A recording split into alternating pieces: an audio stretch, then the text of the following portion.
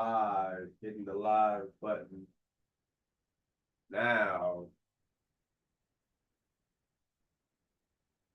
Uh,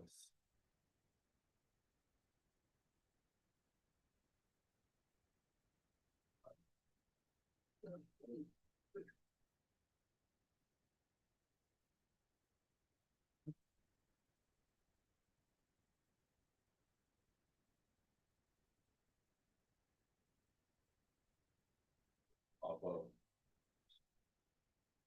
Larry. Did bring your computer over here? You didn't bring it? Wow. Forgot though. No, it worked. Yeah, it worked. I think, my cable was frozen. Wasn't sure. Did bring your computer over here?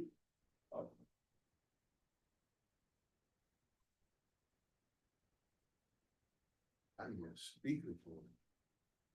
So I can hear better on.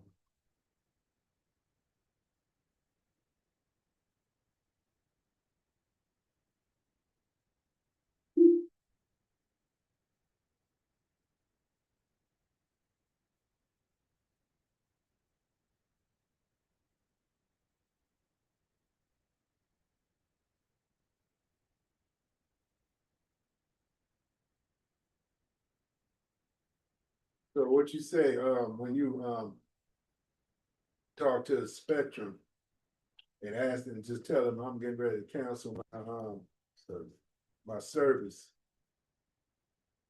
Yeah. Cause, I'm, feel like I'm being gypped, so I'm gonna cancel, yeah, I'm gonna cancel my service. And I'm, Tell me you want the internet for $21 and the free phone. You want that deal. If not, then you cut it off. okay, I did with mine. That a deal going right now. Oh, that's a good deal too. I think I'm paying double that. Double Yeah. more than double I would that. just go say you want to cancel it. Okay. But tell them too much. When you get to the cancellation department, you talk to them and then tell them, hey man, trying to get that $21 deal with the free phone and bring my internet down. He gonna hook you up. Cause his job is to not let you go. His job is to let you cancel your account. That is his job. I know that. That's his job. That's good. That's good. Them other two didn't care. They like, who's on But it? what I'm supposed to do, dude told me, said they don't have access to this, they don't know, they can't do nothing. So I can do all of that. Right. Okay. Yeah, so we talk to him, cause that's his job to keep you on. Right. So you. so they really, so they must have been Latino women then. I think one of them sounded like a sister, but the other one sounded like a Latino, yeah. And so they really don't care, you know. They're not managers, that's why. I should ask my manager. She was a team leader. See, a team leader still isn't a manager. She thinks she is, but she not. Right. She's a lead. Yeah. But a manager, that's his job. His job is also is to rectify, and he has more power to do different things. I think she limited. But yeah, just do that, man. They'll give it to you. Give it to you. And get the free cell phone. Even though you don't need it, just get it. Just get it. What kind of cell phone, what is it, iPhone? Get any phone. The phone is paid off. You want the eSIM? No, mine's not paid off yet. No, you know, like yours. You just get another phone. Trust me, because they have two phones. And it's free for a whole year. You're not paying for it. You know what I'm saying?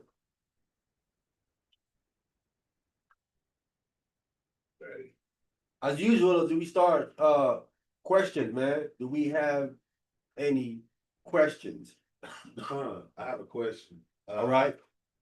Acts chapter 6, starting at verse 11. Acts chapter 6. Okay.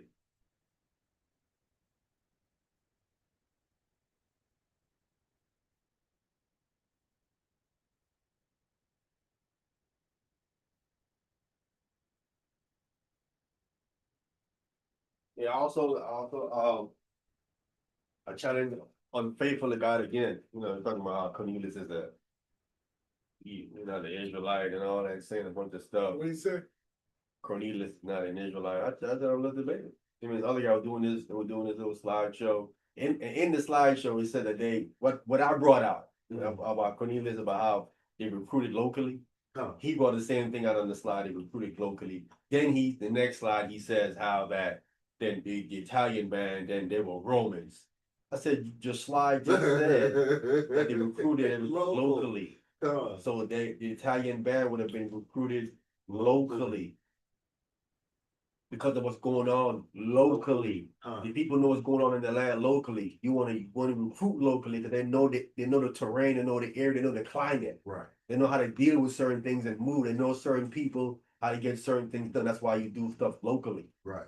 right? And that word climate, that's a good word to use, right? Yeah, that's what you do. Yeah. But that's just wisdom. Yeah. You don't bring someone in the area, he know nothing about the area at all whatsoever. Right. He mess around and end up dead. Right. But he don't know how to move, right? You remember when the Assyrians took the Israelites out and they brought the people in, the lions were eating them up? Yeah. It's because they know not the manner of the God of the land. They don't know what's happening. They had to bring a pagan priest back to teach them what's going on in the land. Right? How to reverence the God. It's the same thing. You gotta watch out for these lions. Anywhere you go, you have to recruit locally because they know what's going on in there. That's just wisdom. So you wouldn't have an Italian band made up of people from Rome. That don't make no sense. Right. They wouldn't know what was going on. That's why the slide said they recruited locally. That makes sense. I said, let's debate it. We gonna see these girls, they gonna run. No, they gonna. They not. If he ain't from the debate, they not from the debate. You gotta watch your step and how you step. If there's rattlesnakes in the local land, and These people don't make this. They don't make it. It doesn't make any sense that a real Italian soldier is worshiping the God of another nation. Right. It's further of all, it's illegal. It's illegal against Roman law to do that. He'll be dead a long time ago. It's illegal to do something like that according to Roman law. If you are a Roman, you got to worship the Roman God. Yes, sir. Even if he heard of our Most High God's fame and wanted to convert for that reason, There's a law against it. Definitely. I see that. Just like us. Even if we hear the fame of another God of another nation, can we still go over there? No. There's a law, but why? There's a law against it. There's a Torah law against doing it. You know what I'm saying? It's the same thing over there. There's a law against them doing it. They keep forgetting that's why last week I brought out, not last week, but I brought out the legality in the nations where they have ordinances that they can do these things. It's a legal matter now. So to them, it's not the Most High God, it's just a God to them. Right. And that's the matter of respect for them to see they God, how they view our God. Right. They're like, no big. Their God is the supreme God. Right. Your God is just a God. That's just all it is. Right. Especially if we're ruling, Right. your God is really just a God. Right? If he was just so powerful, then how come you don't have y'all in power? Or they feel he a lesser than God. Right, because I'm being shown favor now, so that means that I have the supreme You God. ruling. That's logically right. Come. That's how anybody would think. If I'm ruling, then my God got to be the best God because I'm ruling. That's just logical, bro. That makes sense. Right? I'm a Roman soldier gonna go down to your God when you in some subjection. Come on, man. None of that makes no sense. But that's not reality, bro. That's not reality whatsoever, bro. Who has done that? You're in power, Right. yet you're gonna go down to the people that's in slavery and get on their level and worship their God. Who has done that? I don't know. Can we get an example of that? Who's ever done that? All right. And you a Roman soldier centurion too? You gonna risk your life and your whole family to do something like that? They don't just kill you. They don't just kill Because his whole family did the same thing. It ain't like the family worshiped the Roman God and then Cornelius by himself worshiping the Israelite God. Right. It says with his whole household, it says. Right. So all of them along did the same thing. So all of them were under the penalty of death. You know what I'm saying? It doesn't make no sense, man. All right, let's get it right here. Acts chapter 6, starting at verse 11. It says, then they stubborn men, Suborned. suborned men, which said, we have heard him speak blasphemous words against Moses and against the Most High God. Right. So they're talking about Stephen, Come, right? come. So they kind of like set, they kind of like got fake liars, fake witnesses. You know what I'm saying? Come. Go ahead. Verse 12. And they stirred up the people and the elders and the scribes and came upon him and caught him and brought him to the council. Right.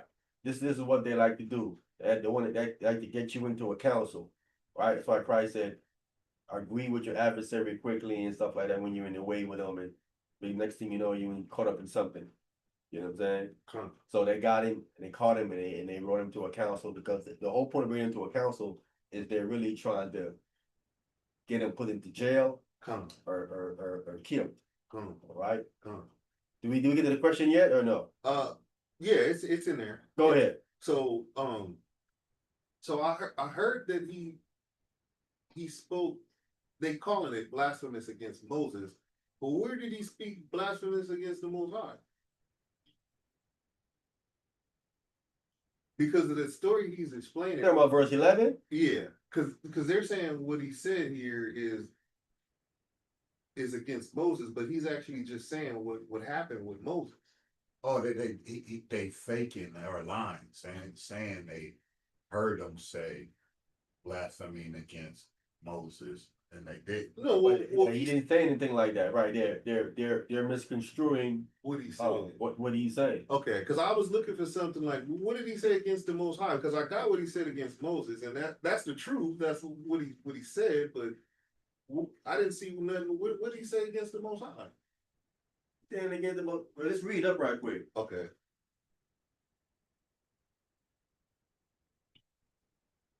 You want verse 7? Yeah. Okay. Acts chapter 6, verse 7.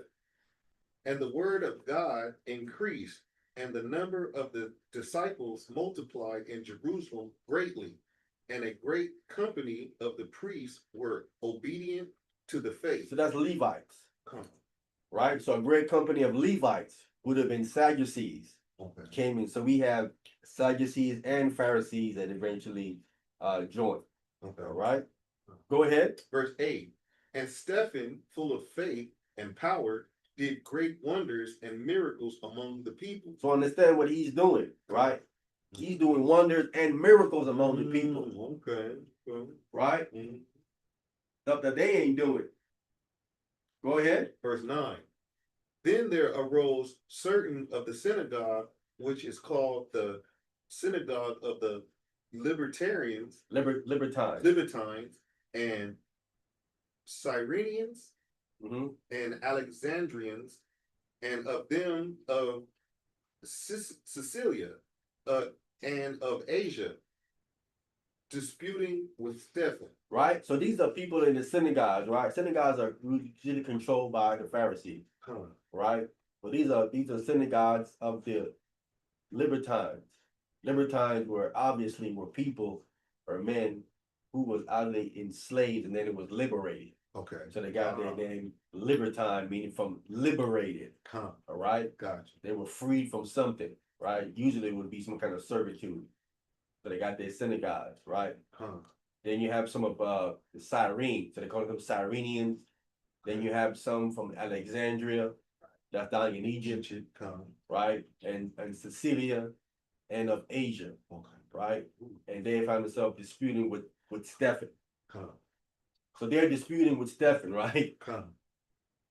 You don't go into specifically what they're disputing exactly him about, but we know what Stephen believes. Come.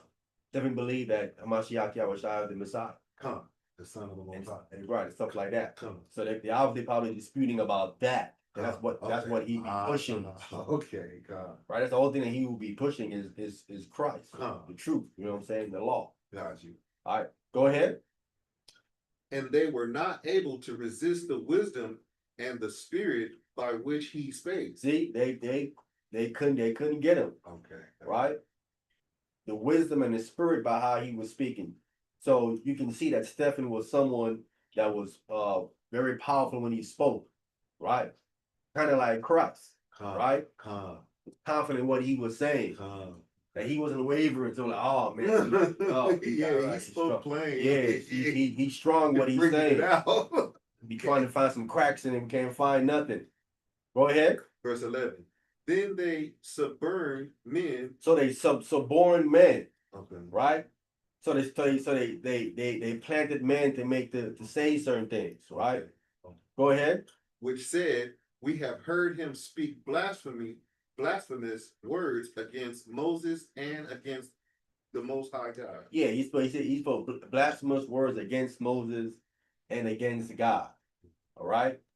And the reason why they're saying blasphemous words against Moses is because Stephen is talking against the oral Torah, which they think Moses gave them. So they say every time you say against oral Torah, you're speaking blasphemous words against Moses. That's how they would view it. Got it. Right? Okay. And then they'll also say, well, also against God, because God gave Moses this oral Torah Right. that you were speaking against. Right. You know what I'm saying? I got you. That's what they're trying to, that'd be obviously what they'd be speaking of. The only thing they can be speaking of, because Stephen is speaking against written Torah. Right. Have to be oral Torah. Right. Gotcha. Right? Come. Yeah, today I thought for that. That answer the question? Come. All right. Any other questions? Any other question?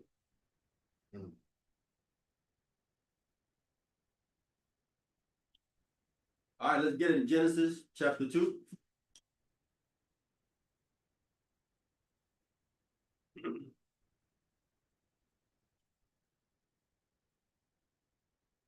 And verse 8.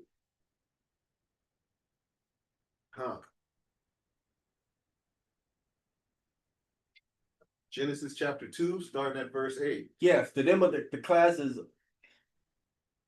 why is the tree of life and the tree of knowledge and good of evil placed in the garden or in the midst of the garden?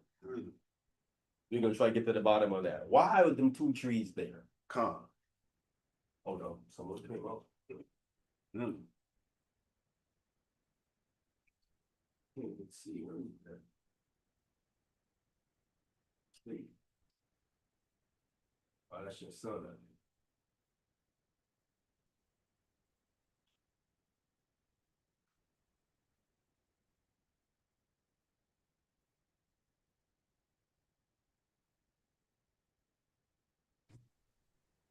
Hey, Shabbat Shalom. Shabbat Shalom. Shabbat Shalom, Bond. Long,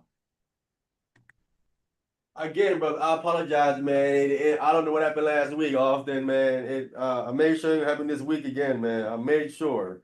It's all right. It's all right. Appreciate you for having me this week. Yes, sir. We're in Genesis chapter 2, verse 8. Genesis chapter 2, verse 8. Go ahead, brother. Genesis chapter 2, verse 8. And the Lord God. Real loud. And the Lord God planted a garden eastward in Eden, and there he put the man whom he had formed. So he planted a garden. So the word garden, the English word is the Hebrew word gan, right? I'm gonna show that gan means an enclosure. So he made an enclosure, right? This is what he made. Let me go here from the beginning so I can show it. All right, let's bring it up all the way from the beginning. All right, so I'm gonna show it here. 2 and 8. So he planted a garden, right? So we here highlight it so we can see it. This is what the word garden. Planted a garden. Click on the word so we can see it. It's gone. It says garden. Enclosure. Right? An enclosed garden. Right? Figurative of a bride. Right? Oh, wow. Then it has here garden as fenced. It's fenced in. Okay. So that means if you fence something in, you're separating it from things that are outside. So that's what he did. Ooh. He made an enclosure, fenced it in, and that's what he did. And that's how people have their gardens. The garden usually housed in a little house or something, or they have something fenced around it Right. that you don't want no one going in there on top of it. Right? So that's what the Most High did. He made an enclosure. Right? He would have made an enclosure. We the Genesis right here. And the Lord God, it says right here, planted, but that's much more made. He made an enclosure eastward in Eden. And that's where he put Adam at. Right? The man who he had formed. He placed him there in an enclosure, clearly separating him from something. Right? Yeah. Go ahead. Verse 9. And out of the ground made the Lord God to grow every tree that is pleasant to the sight and good for food, the tree of life also in the midst of the garden, and the tree of knowledge of good and evil. So the question becomes, why is these two trees here placed in this enclosure? The tree of life and the tree of knowledge of good and evil. Why are these two trees placed there in the garden, in the midst of the garden? Why? What's the purpose of these two trees here? We just read that garden is an enclosure. Yes, sir. To separate them from the other people. So they're only around the Adam that God put in the garden. No, I'm telling you, why are the trees put in there? Because they're separated from the other people who are outside of the garden. I don't understand what you mean. Why are the trees put in there in this enclosure for? To be The kept tree away. of life and the tree of good and knowledge of good and evil. I would say to be kept away from the people who are outside of the garden. No. Because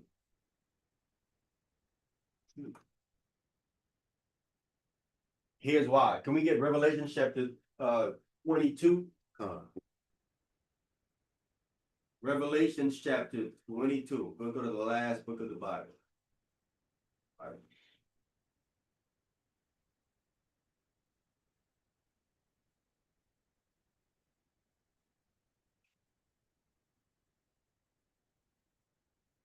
Verse 1 and 2. Revelation chapter 22 from the top. And he shewed me a pure river of water of life, clear as crystal, proceeding out of the throne of the Most High and the Lamb of God. Go ahead. God of the Lamb. No, read up the throne of God and of the Lamb. Throne of God and of the Lamb. Right. Go ahead. Verse 2. And in the midst of the street of it, and on either side of the river, was there the tree of life. See, the tree of life is there. Right? Go ahead. Which bear 12 manner of fruits. And 12 manner of fruits. Go ahead. And yield her fruit every month. See? He yields her fruit every month. Right? Trees don't yield fruit every month, do they? No. They're within season. Right? This one is a different. It yields fruit every month. Go ahead. And the leaves of the tree were for the healing of the nations. See? The leaves are for the healing of the nations. Right? So the tree, it isn't that it was placed in the garden to cut off from other people, because eventually the leaves are going to be for their healing. Right? This goes to show you that there's something wrong with these people. They need to be healed. Wow. They need the leaves to heal them. So eventually they're going to get it. Right? I'm just coming to show you that it was placed in this garden not to like separate it from the other people. Okay. Right? But it was placed in there for a reason, for Adam, specifically for a reason at that point. But eventually the leaves was going to get to them to heal them, because they need to be healed. Okay. All right? Okay. That's the reason why I went there. Okay. When you said it was for the... No. Should be separated from the people. No, it's actually for the people. It's eventually going to get to the leaves, not the fruit. The leaves. The leaves. Okay. All right? Okay. And him that overcome Christ, I'm going to give you of that tree of life. To eat. Right? So as we saw, the garden was an enclosure, and it was a figuratively of a bride, right? That's similar to setting it up right there, right? You have a garden, and there's like kind of like another garden you could talk about that's outside to show you the separation. Because people are saying that chapter 1 and chapter 2 are like this. There's a retelling of chapter 1, but chapter 1 will have something like an enclosure, Right. but chapter 2 does, right? Con. Let's jump chapter 1, verse 11. Genesis chapter 1, and let's see what verse 11 is.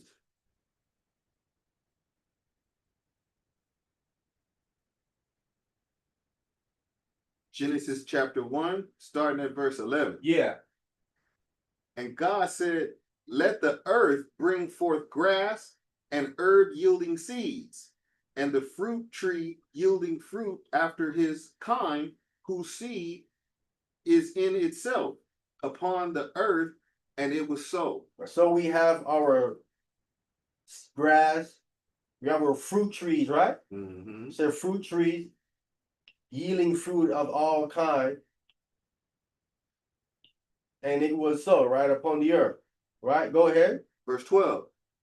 And the earth brought forth grass and herb yielding seed after his kind, and the tree yielded fruit, whose seed was in itself after his kind, and God saw that it was good. Notice there is no tree of life here, or a tree not of good and evil.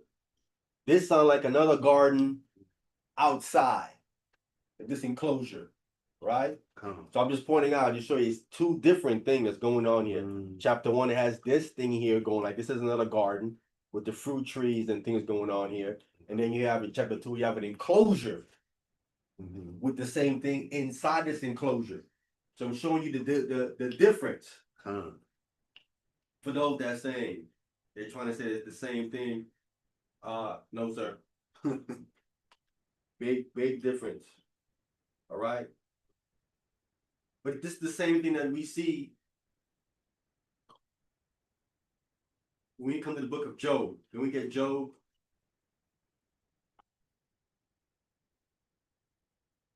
Job chapter 1, verse 8.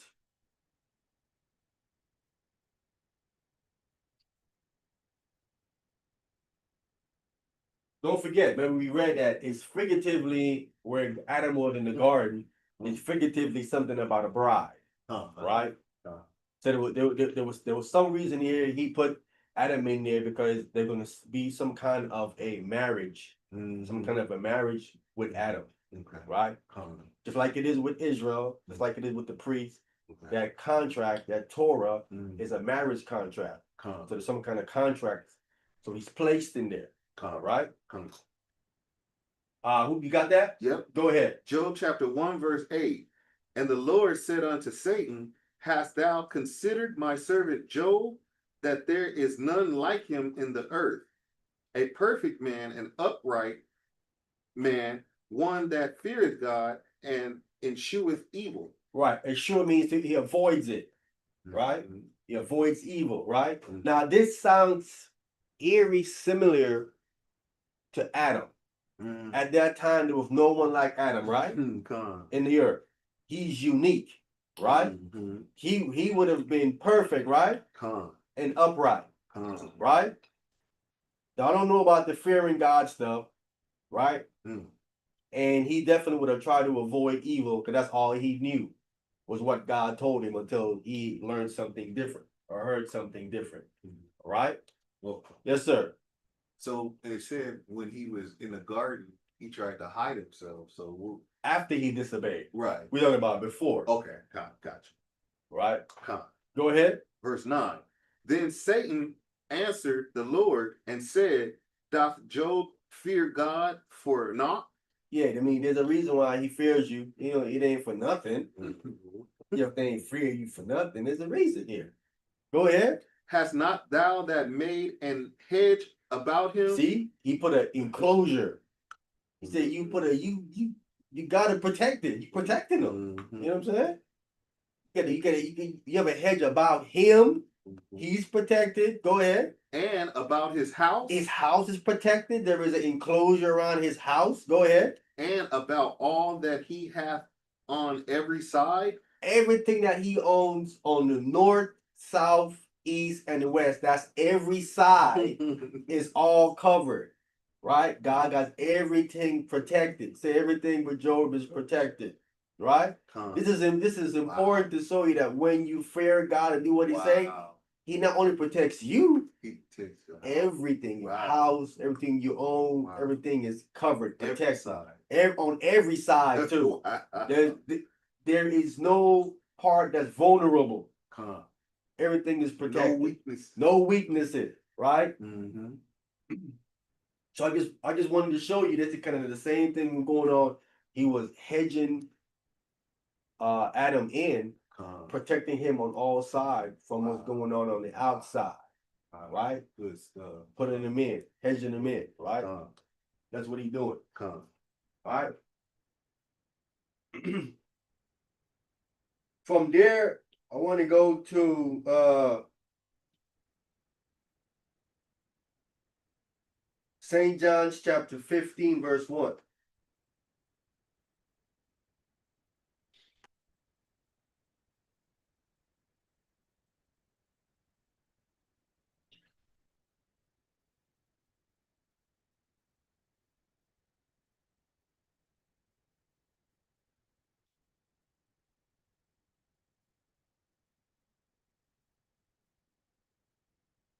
St. John's chapter 15, verse 1. Who got that?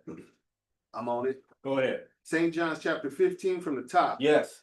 I am the true vine. This is Christ speaking. Christ say, I am the true vine. That means if he's the true vine, that means there's a what? False vine. There's a false vine. See that? There's a false vine. Right? And we know what that false vine is. Hashatan. Oh, that Antichrist. that false vine is that Greek Jesus, Come. not the Hebrew Oh, one. come. Come. Right? Come. Because remember, he said he gonna say he's Jesus, Come. right? Come. But he's a Greek Jesus, not a Hebrew one. Come. The true vine is the Hebrew Hamashiach Yahushua, the Hebrew Jesus, right? Come. Then there's that Greek one, Come. that Greek guy, that Greek guy that died for the whole world, right? The Hebrew one didn't die for the whole everybody on the planet Earth. Right. He died just for the Israelites, right? That's the true vine, the Hebrew one, Right. right? He said, "I'm the true vine," right? Come. Go ahead. And my father is the husband. And his father, the Most High, is the husbandman, right? Mhm. Now the husbandman, that's another word to say that someone is a farmer. Okay. He plants stuff, right? Come. But then you have the term even literally, right?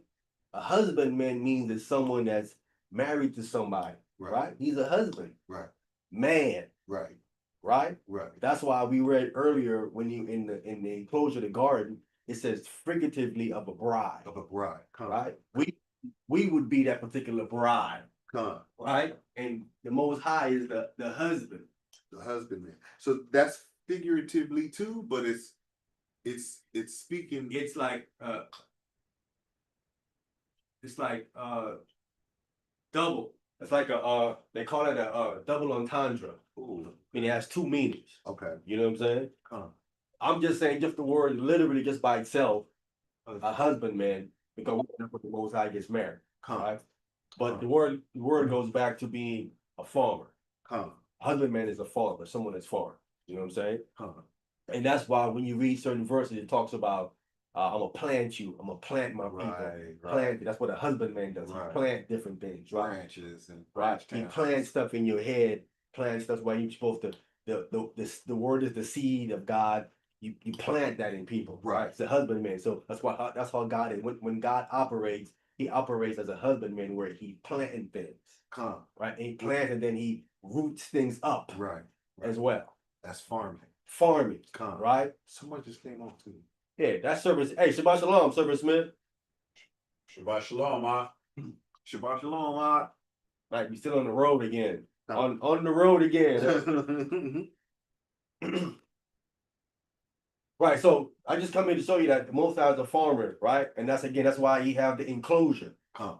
right? Come. People that does farming, They plant certain tree, then they have a special tree that they enclose off. That's very important. Shabbat shalom, brother.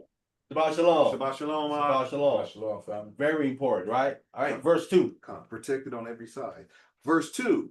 Every branch in me that beareth not fruit, he taketh away. That's what the farmer does when he go through the plant. Mm. If the tree, that vine, right, and then that branch that comes off of it ain't lending no fruit, Right. he's gonna cut that off because something is wrong with it. He's gonna cut that branch off because it's not bearing no fruit, right? Come. That's logically what they do. Come. Because they figure it's dead, something's wrong with it, they get rid of it. It's wasting energy. Yeah. Go ahead, Um, finish verse 2. Come. Every branch that beareth not fruit, he taketh away. And every branch that beareth fruit, he pruneth it, that it might Purge it.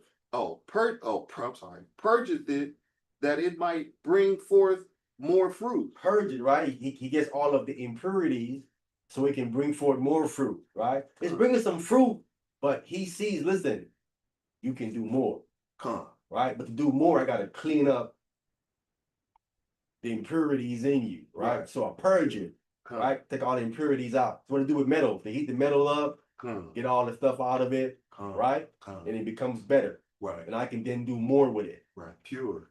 right? Come. That's what he does with every branch that's in Christ. Okay. That's why I said we are not Christians. Mhm. We are branches. Right. We literally attached to Christ, Mhm. right? Come. We come off of the true vine. Come. We an extension of the true vine. Why people run thinking about they're Christians? No. No, sir. Branches Come. attached directly to the man himself, Come. right? That the Most High planted, right? Wow. And it still was a netzer still. Huh? A netzer. Yes, sir. Net sir, huh? Right. Definitely. We are branch of that net sir. Huh? So they can run around talking about how they're Christians all day, which we know they're not even doing that. Hmm. Saying Mhm. they're just lip service, Hmm. right? Exodus chapter 15. Exodus chapter 15. We know we're gonna get back to why those trees were placed in the Garden of Eden. Those two trees. That's why we here. Why those two trees placed in the Garden of Eden? We're gonna get to the answer why they were placed there. Right? We got to build up to it. Exodus chapter 15 and starting at verse 17. That's it. Exodus chapter 15, reading at verse 17. Yes. So.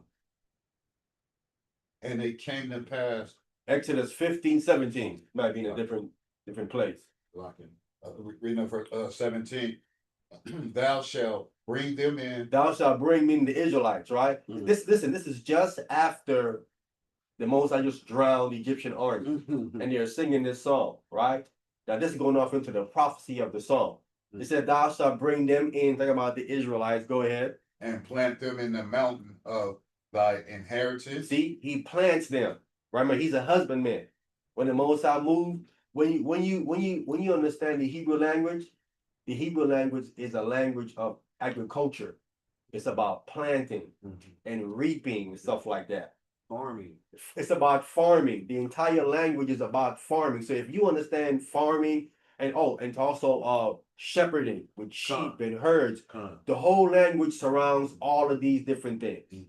It's all the language is about. Mhm. That's why you won't get other words like cell phone and stuff like that. It's all about farming. The whole thing is about farming, sheep, cattle, planting, pulling up, right? Milk, and that's all that language is about. These are the terms you're going to see constantly inside of it.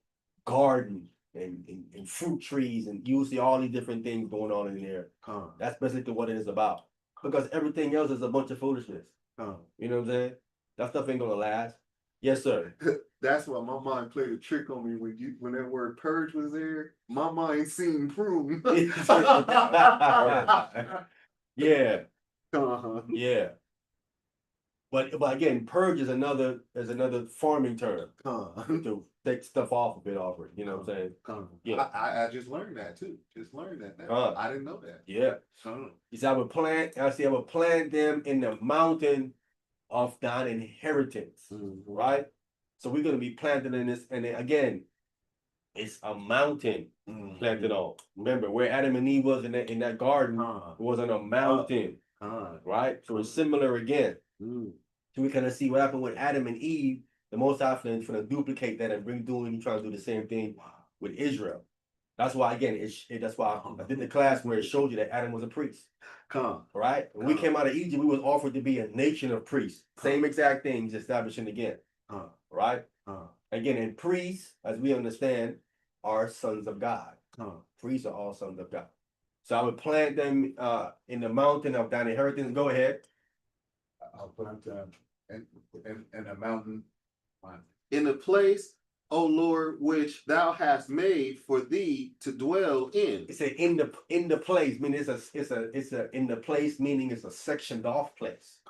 It's specifically in a sectioned off place, right? In the place, a specific place, right? O Lord, which thou hast made for thee to dwell in, right? Remember, in the garden, the enclosure that Adam was in, God was in that garden walking around. Yeah. Right? He was up in there dwelling. Right? Yes. So he was in that place. So it's the same similar place here again for him to dwell in. So we kind of like we have the enclosure, the Garden of Eden. You get a similar thing with the sanctuary, right? It's covered off in the holies of holies. He was dwelling in there. Okay. It's like a similar thing that's happening, right? Because he wants to be there with his son Adam. He wants to be here with his son Israel, right? That's what Israel is, right? A prince of the Most High God. He wants to be with his son, right? Wow. So there's a place for him to dwell and to be with them in the sanctuary. Go ahead. In the sanctuary, O Lord, which thy hand have established. Which thy hands again have established. The descent within enclosure, right? It said that he planted a garden, but we know that he did it with his hands. He enclosed it and put the structure and everything with his hands. It's the same thing again. So we see here a prophecy what the Lord is going to do with the nation of Israel here in verse 17. The same thing that he did before, all the way back in Genesis chapter 2, verse 8 and 9. Right? Again, and all this again goes back to him separating them from everybody else. Like he separated Adam from the people that is outside. Right? This is what he's doing. He's repeating it again. Again, we're going to get back to why the trees were placed in the garden. It's important. We don't understand that. Right? Can we get 2 Samuel chapter 7, verse 10? 2 Samuel chapter 7 and verse 10.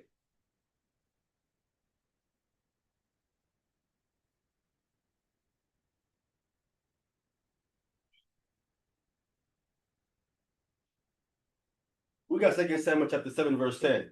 2 Samuel chapter 7, reading at verse 10. Yeah. Moreover, I will appoint a place for my people Israel. Understand that. He's going to appoint a particular place for them, right? For his people Israel.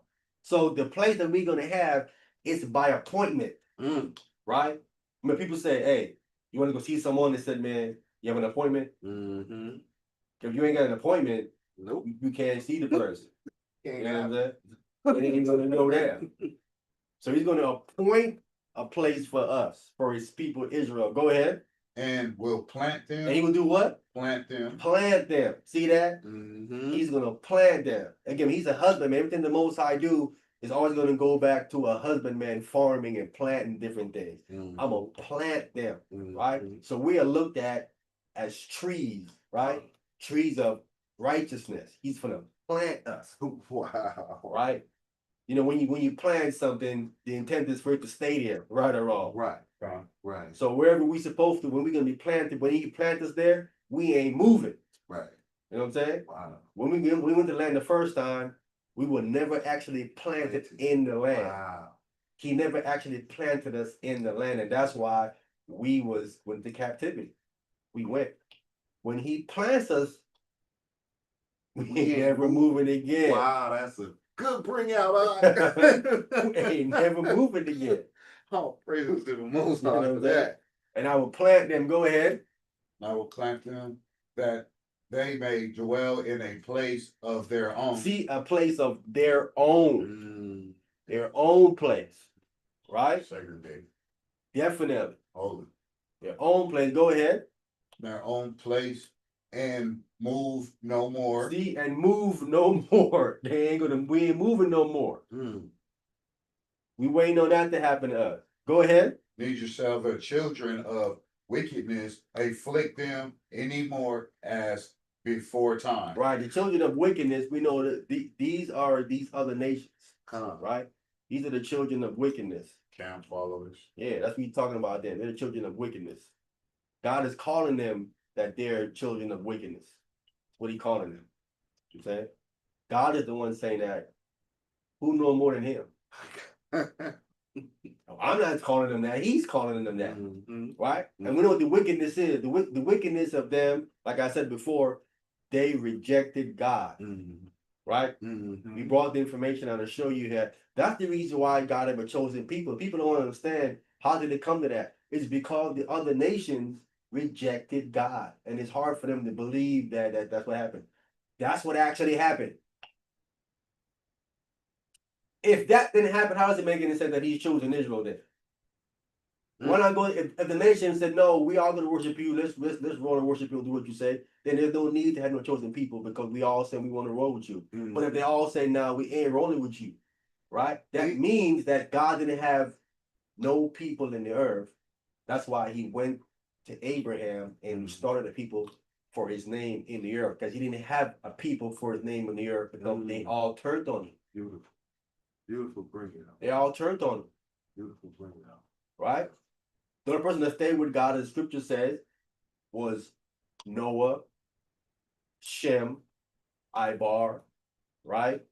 And Abraham and their particular family, right? At that time. That was it. It said the rest of everybody else turned against God. They worshiped their idols and everything else, right? Fallen angel and Satan and all of that other stuff. And it's for that turning against the Most High is why he now, you can't come in with the children of Israel. That's special and separate onto me. Well, because now he made a covenant with them, right? And the covenant is contract. The contract is a permanent contract. They keep forgetting that the contract is a permanent, everlasting contract. Right? The contract cannot be dissolved. It can only be renewed. It's a permanent contract. They keep forgetting what it is. I tell it to Christians all the time. I said, this says it's an everlasting contract. It's permanent. This goes back to the other reason why other nations, the nations hate us because God chose us. People don't think that's true. They know what happened. They're not gonna tell you, but they know what happened. It's just like a woman choosing a dude and you mad at the dude. Right, the woman chose. You're mad at the woman that chose the dude. You mad at the dude. You're like, she chose me. What you want me to do? I ain't doing nothing to you, bro. She chose me. What you mad about? You ain't mad at her. You mad at you. They hate us because God chose us. They ain't mad at God. They mad at us. You know what I'm saying? You can't be mad at and then we do anything they can to try to hurt us. You know what I'm saying? Yeah. I protect myself a lot better after I know what we discussed at Shabbat. I mean, without this, you think everybody love you. You think you're a part of what everybody else got going on. Yeah. But as soon as you come into this and you do your due diligence, you see the other nations don't like you. They don't. Don't let them fool you. Don't let them fool you. See, listen, they have the majority of people out here fooled.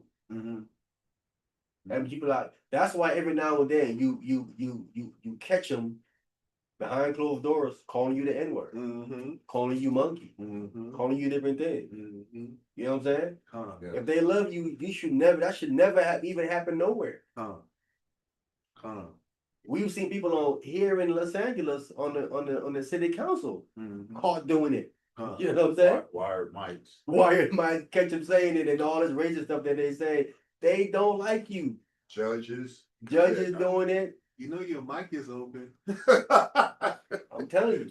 We hear Tell you them way man. down here. But I'm giving you root of it. It goes all the way back because God chose us. Their forefathers rejected God, Come, right? And our forefathers, Abraham, Isaac, and Jacob, accepted God, come, stuck with God. come, While their forefathers at the time were turning against God and want to do what God said. come, You know what I'm saying? come.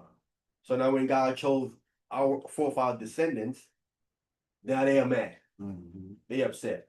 And to this day, they still upset, Wow. right? So do you think the Most High hardened the hearts of the Gentiles against him? No, you gave them a choice and they chose not to. That's the Esau. Oh, wow. Wow. You didn't charge. Esau. Yeah, I mean Esau knew. He can't say he didn't know. Right, yeah. Because Abraham was alive and so was Isaac, and they were doing the most high things. He can't sit up there and say, nah, he don't know. He Wow. know. He made a decision to not. We saw what he did. He deliberately went against his mother and father Come. and married outside when he was told not to. He Yeah. know that. Yeah. So he making a conscious choice not to do it. So he's dishonoring his mother and father right Yes, there. Right there. I'm saying these people have a conscious choice to do this thing. They don't want to bend their arm to do it. They're the fool. You're trying to listen. It's all about let's all be together now. You don't want to deal with what happened in the past, what y'all did. Come. Y'all want to forget about all of that. Because what we did in the past, Mhm. we paid for it. We It wasn't like, oh, that's in the past, let's forget about it, let's move on. No, Mhm. we right now paying for it. Right? Come. We the descendants and we still paying for it. Come. Y'all gonna also have to recognize what y'all fathers in the back in the past too as well, and y'all gonna have to pay for it just like we pay for our stuff.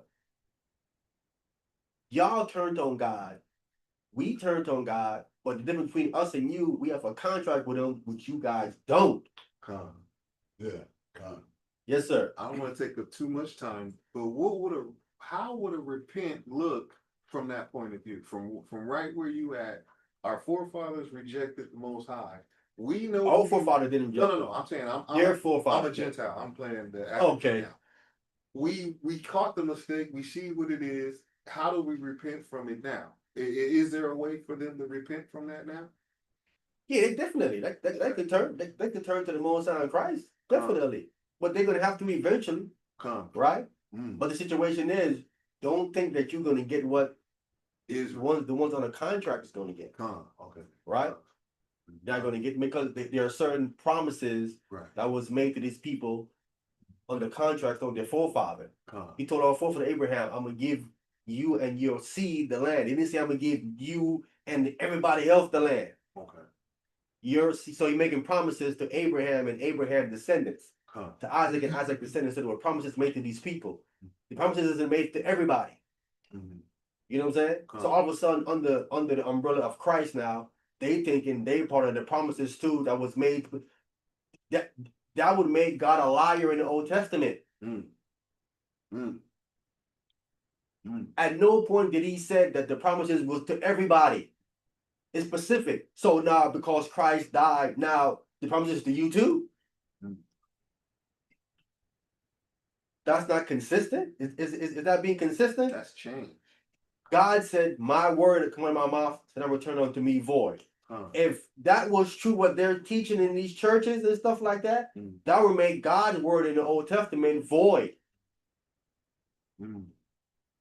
Let every man be a liar. Let God tell the truth. It would be void. Wow.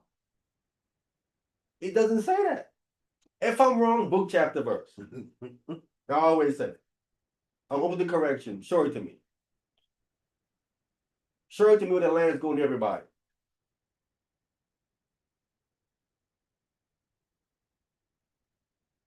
It's time to get back to the truth, man. It's enough of the lies, man. Come on, man. Enough of the lies.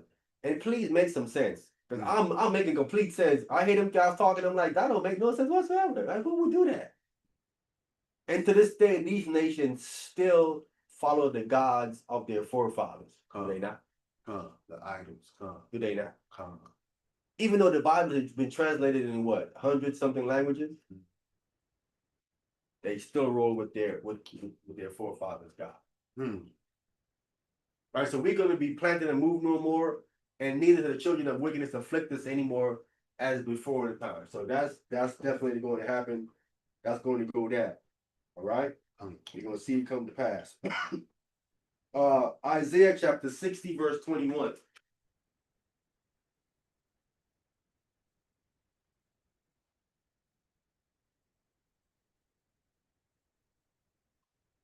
Man, there's a lot of people gonna be in for a rude awakening, man.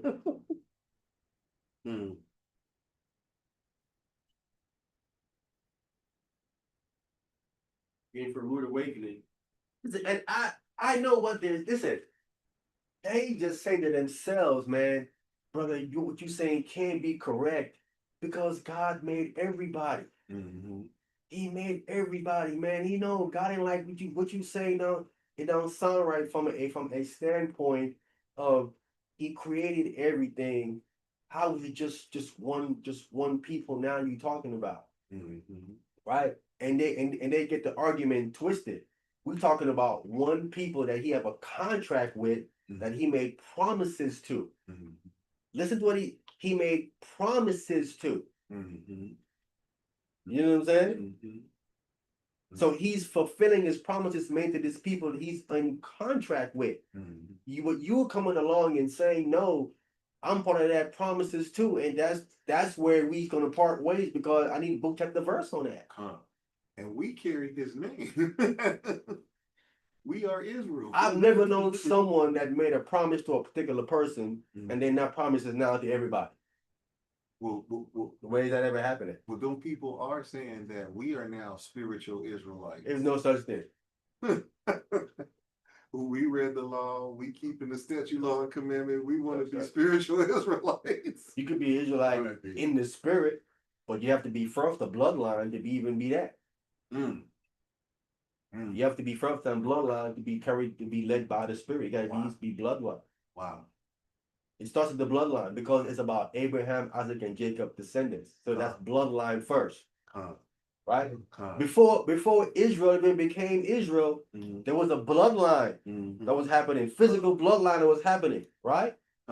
Before Israel came into this whole, before Israel became Israel. Jacob was a bloodline person before his name was changed to Israel. Right? Before you get to the whole spiritual thing, it was a bloodline first. Right?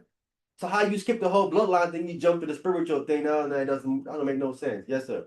What about this word adoption? That's sonship. It's mistranslated. Not adoption. It's sonship. Sonship. Yeah, because we Israel the son of God. So it's sonship. Sonship goes back into priesthood. Okay. Sonship is priesthood. Right? Remember, the father, firstborn son, had two blessings, right? He was a what? A king and a priest. A king and a priest. That's sonship. Yes. Right? That's his adoption. He didn't adopt him. That's his son. That's your royalty. That's your son. Yeah. I didn't adopt this man. I had the woman that had him. It's an adoption. That's how they twist the words up to make you think it's some type of adoption. No, it is an adoption. No, we ain't an adoption. That's why I brought it up to clear it up, because adoption sounds like you can skip a bloodline, or no, adoption means that you're not bloodline, but then He adopted you into the family. Brought into the blood. You're brought into the family. Right. Wow. That's how they try to twist things. No, it isn't adoption. Don't let them lie to you. It's sonship. It's sonship. How we know it's sonship? Because they're going to be priests. That's how we know it isn't adoption. When you adopt someone, they don't become priests. Book, chapter, verse. Show it. Okay. Book, chapter, verse. And even when you adopt someone, he don't get the rights of the children that are bloodline anyway in the first place. That's not gonna happen that way at all either. Wow, that's a good way to look at that. He don't get all. He might get something, but he get something, but he ain't gonna get what the bloodline children are gonna get. He don't get that. And again, they always view him differently. I got book, chapter, verse. Yeah. In Judges, there was a man who had a wife and they had children, and then he had a little woman on the side, a little concubine, and she had a child. And the wife children told him, "Hey, you can't get what we're getting because your mother was just a concubine. She's a woman on the side. She's not a wife. You're not equal up to us. And the child knew it. He wasn't arguing the point. He's like, yeah, I know where I stand. And he wasn't even arguing it. He wasn't trying to say, hey, no, that's my father too. I need to equal right. He knew where he stood. Right. But look what he stood. Wow. His status changed because of his mother. Mother. Now, His mother's status changed. is that mother that's out of wedlock? Is that what that would be called? What? No, So the other mother of the other child that's not a part of the. family. It's not clear because remember the mother could have died, or it could be out of wedlock. But either way it is, it's because it wasn't from the wife that she's termed a concubine. The status of the child is below the ones from the wife. Gotcha. Automatically. Either way. Either way. The same way the status of Isaac was above Ishmael because his mother wasn't a wife.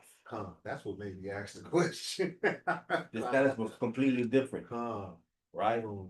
Even though Ishmael was the firstborn, God made his covenant with Isaac, the son of the wife, not of the concubine, the side woman.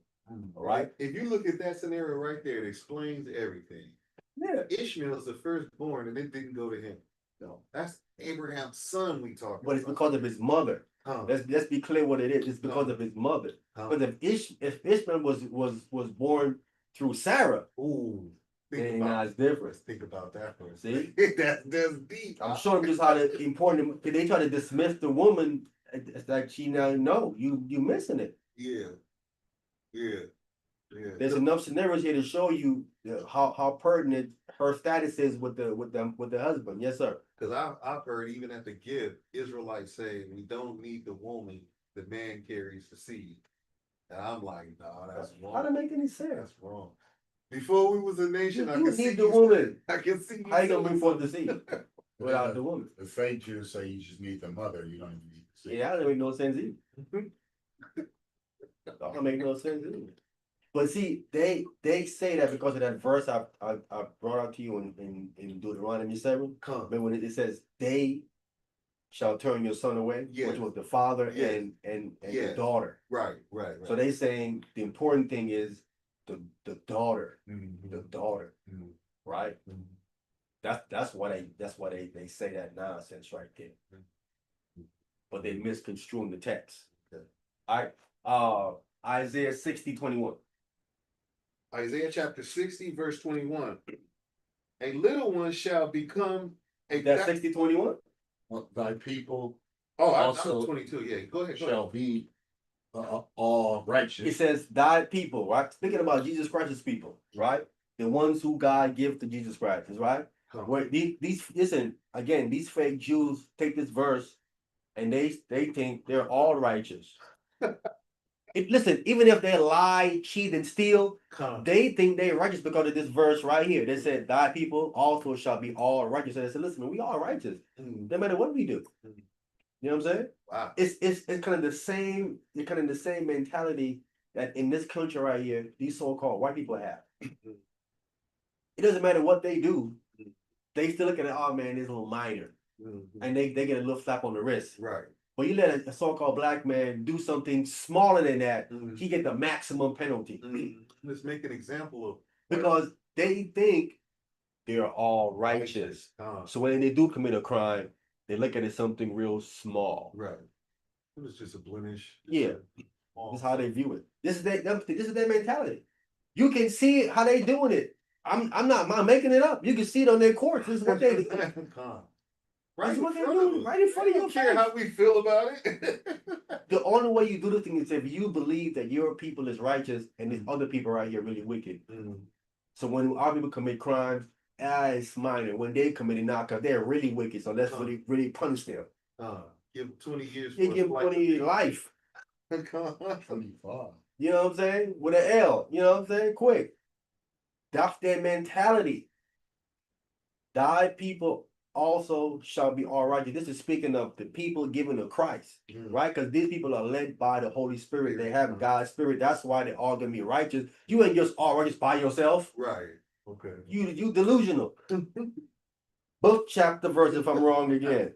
I'm gonna keep saying it because people trying to say I'm saying this wrong. Show it to me in the book. Mm. Show it to me in reality. Mm. You gonna need God's spirit to be like that, Mm. right? Con. Be led by the Spirit and have the Holy Spirit to be all righteous. Come on. All right. I told you the term back in the days when I come up in the One West talking about, well, this man, you over righteous. I'm like, oh, make me. Wait a minute, we ain't got the righteous yet. Why can't we be over righteous? You know what I'm saying? First, get the righteous. You can be over righteous. You know what I'm saying? All right, read 21 again. Thy people also shall be all righteous. Go ahead. They shall inherit the land forever. They shall inherit the land. Inherit tells you again it's bloodline. Mhm. It's inheritance. Inherit the land forever. Go ahead. The branch of my planting. The branch of my planting. Once again, see that? We're that branch, right? That come off that vine, which is Christ. Of planting, God's planting. Go ahead. The work of my hands, that I may be glorified. That I may be glorified, right? This is what's happening here. We're going to be planted Mhm. by the Most High's hands, Con. right? Understand who's planting us, Con. right? Con. It isn't Christ. No. It's the most It's high. the Most High that's planting us. Mm. Mm. He's planting us, that we may be glorified. The Most High also planted Christ. He's a vine, Con. right? Con. He's being planted as well. Mm. That's for those talking about how Jesus is the Most High God. So you gonna plant yourself? Is that what we doing now? No one plants themselves, right? You get planted. You get planted. Con. A tree don't plant itself. No. So if Christ is being planted, he's called a vine, and he's being planted somewhere. Mm. He can't be someone planted him. Con. If he's a vine, Con. Wow. They ain't gonna stop and think about how deep what you just said is. it just Because if you were thinking that Christ is the most high, when you just heard that, now what you think? You gotta let it sit. Let it simmer. Yeah, let it simmer down for a minute. He's a vine. I mean, he's planted. come. No vine planted himself. Show them. I hate to see that vine that planted itself. Good word. Good word. That would be some way. That Come. ain't a real vine. That's something else. Amos chapter 9, verse 14.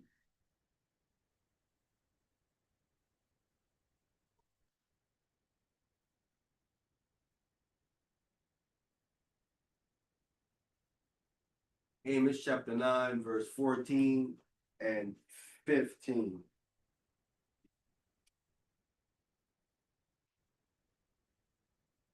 Amos chapter 9, verse 14.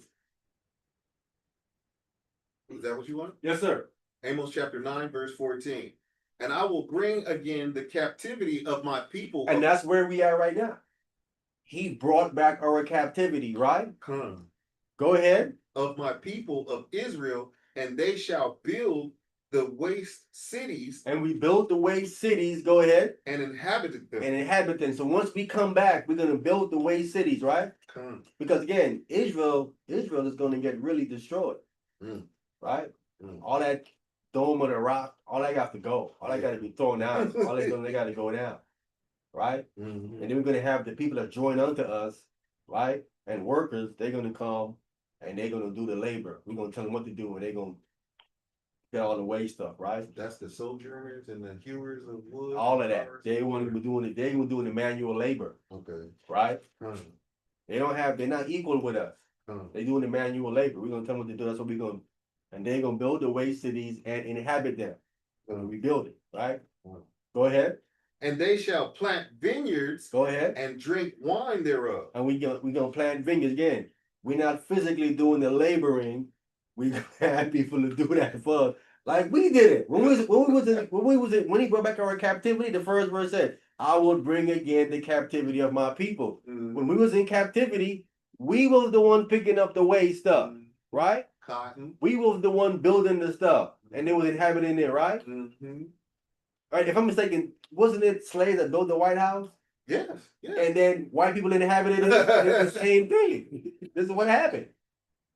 Wow. So it's gonna flip and turn on them. They gonna build it, we gonna live in it. This is Right. like we did. Wow. But it's the same thing. Yeah, and Israel gotta be built all the way back up. Oh, Way man. back up. And inhabit them. We're gonna inhabit them. We're gonna plant vineyards. They're gonna be planting them. We're gonna tell them how to do it, right? Remember, we're gonna have the knowledge and stuff. Mhm. We're gonna tell them what to do, and we're gonna drink the wine thereof. Mhm. Before we planted the vineyard, and they drank the wine and Right, stuff we off. get none of it. You know what I'm saying? Come, We planted the cotton and picked it. come. They took it, sold it, and it was rich, Mhm. right? Go ahead. They shall also make gardens and eat the fruit of them. There it is, right there. Mm. We're gonna do all of that. We're gonna let the most out. We're gonna make many enclosures, right? God is enclosures, right? Protected on every side. Protected on every side. Go ahead. Verse 15, and I will plant them upon their land. See, we're gonna be planted upon our land, right? Mm. We will not plant it upon our land. Again, these people in there thinking that they us, Mm. right? They Mm. think that they us. So if they us, then they're planted in their land, right? They ain't gonna move no more. How is it possible they're planted in their land with all those Muslims over there? Uh-oh. With the Dome on the Rock on their so-called holy site? Uh-oh. That doesn't make any sense. Couldn't be. Mm. You have to get those people out of there. Mhm. And again, the Muslims ain't the one picking up the waste. Right, They ain't telling the Muslim what to do. The Muslim telling them what to do. right. The Muslim tell them they can't even step foot on their most holy site. Mm. They can't even go up there with a Dome on the Rock is without no problem. The Muslim tell them what they can't do. Y'all go to that Willing Wall over there. Mhm. So if y'all the people, how is someone else in y'all land telling y'all what to do? If God planted y'all there, Yeah, how is someone else telling y'all where y'all can't go you should have all. in your own land? Huh. Doesn't make any sense. Yeah. Because y'all not the people, that's why. Right, for real. I will plant them upon their land. Go ahead. And they shall no more be pulled up out of their land which I have given them, saith the Lord thy God. No more. Right? Huh. No more be pulled up out of our land.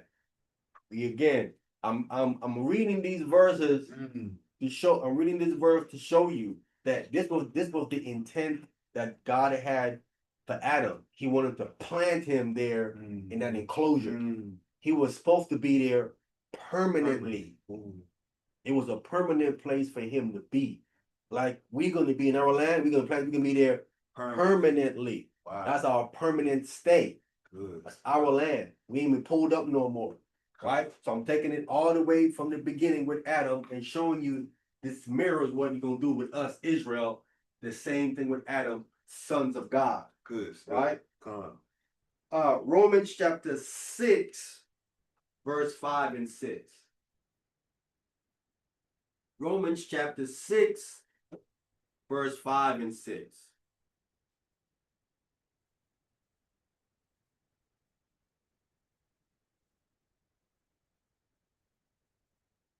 Romans chapter 6, verse 5. Oh, we about to get deep now.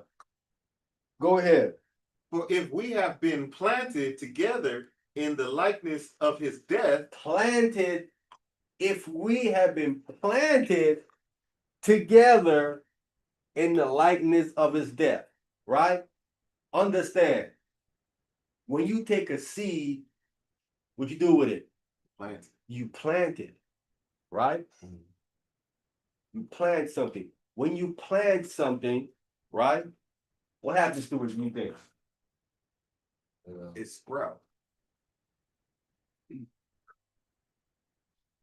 It sprouts. What's the sprouting? The seed. Finish this verse right here in 5. Okay. Yeah. Verse 5. We shall be also in the likeness of his resurrection. Of his resurrection. The sprouting is what? Oh, the The resurrection. resurrection. Wow. That mean when you listen, Wow. Wow. listen. They take dead bodies and put it where? In the ground. Like they're planting it. Wow. See, they're planting it. Mhm. Because for someday it's gonna what? Resurrect. Wow. It's gonna come up again. Right? Huh. You put a seed in the ground, it's like you planting it, it's like it dies, Right. but then when it sprouts, it's resurrecting Wow. again. Wow. Okay.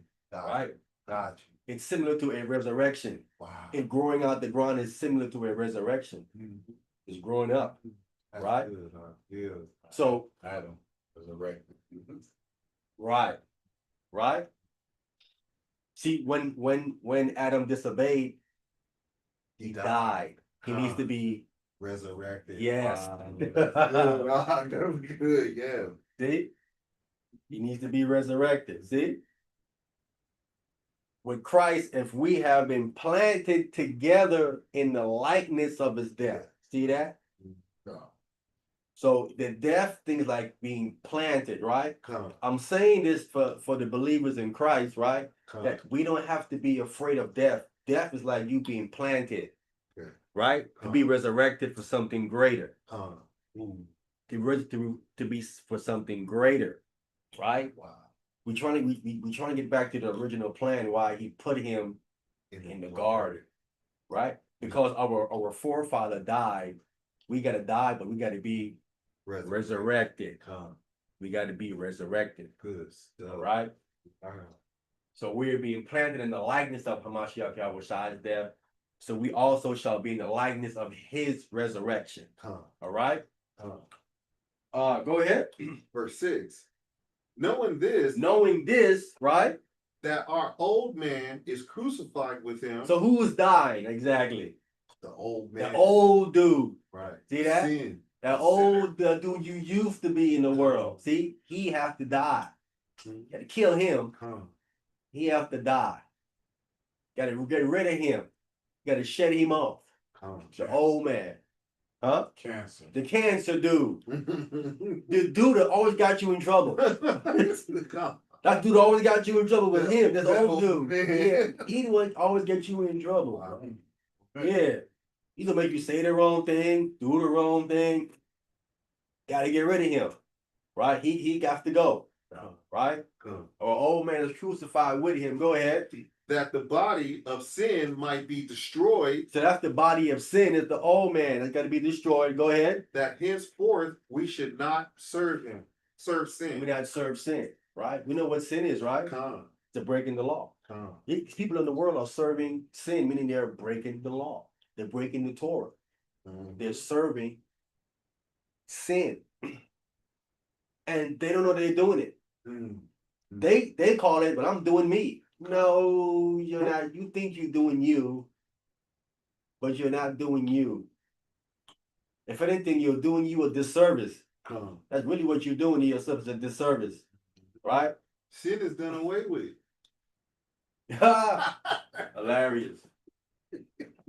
Crazy. Come. Isn't it? Yes, sir. St. John chapter 12, verse 24. St. John chapter 12.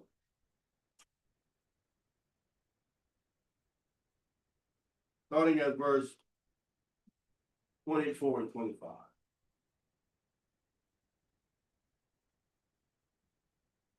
St. John chapter 12, verse 24. Who got that? St. John chapter 12. Little Reading that. louder, little louder. St. John chapter 12, reading at verse 24. Verily, verily, I say unto you, except a corn of wheat fall into the ground and die. See that? It fall into the ground and die. Right? I know what happened here. Truly, truly, I say, except a corn of wheat fall to the ground and die. Go ahead. If abideth alone, It is going to be alone by itself. Go ahead. but if it die, But if it die, go ahead. it bringeth forth much fruit. It bringeth forth much fruit. See again? See that? Wow. The Most High is a master of what he's doing. He can make something that look bad, something good. Wow. Only he can do something like that. Turn death into life. Turn death into turn death into Wow. life. Right? Make it good. Make it good. Fertilizer, green grass. Because listen, where we at today, we are afraid to die. That's true. Right or wrong. That's true. Most people are afraid to die. You find out that no, Right. there's something better. Yeah. You go through that. Mm. It is nothing to be afraid of Right. if you are in the Most High in Christ. Christ. Come. See that? Come. Ooh. Christ said, except a corn of wheat, fall to the ground and die. Mm-hmm. If it don't die, then it's by itself. Mhm. It's alone. Mhm. But if it die, Right. it bring forth what? Much fruit. Yes. Bring forth much fruit. And Hey, yo, that- can I be heard okay? yes, sir. Hey, what is that? I know this might not. I was thinking about Fox, right? You got that song where the hook is, are you dying to live or you living to die? You're a little bit muffled. You're a little bit muffled, bro. Huh? You're a little bit muffled. A little bit. Hold on. Hold on. Let me do it like that. Big mouthful.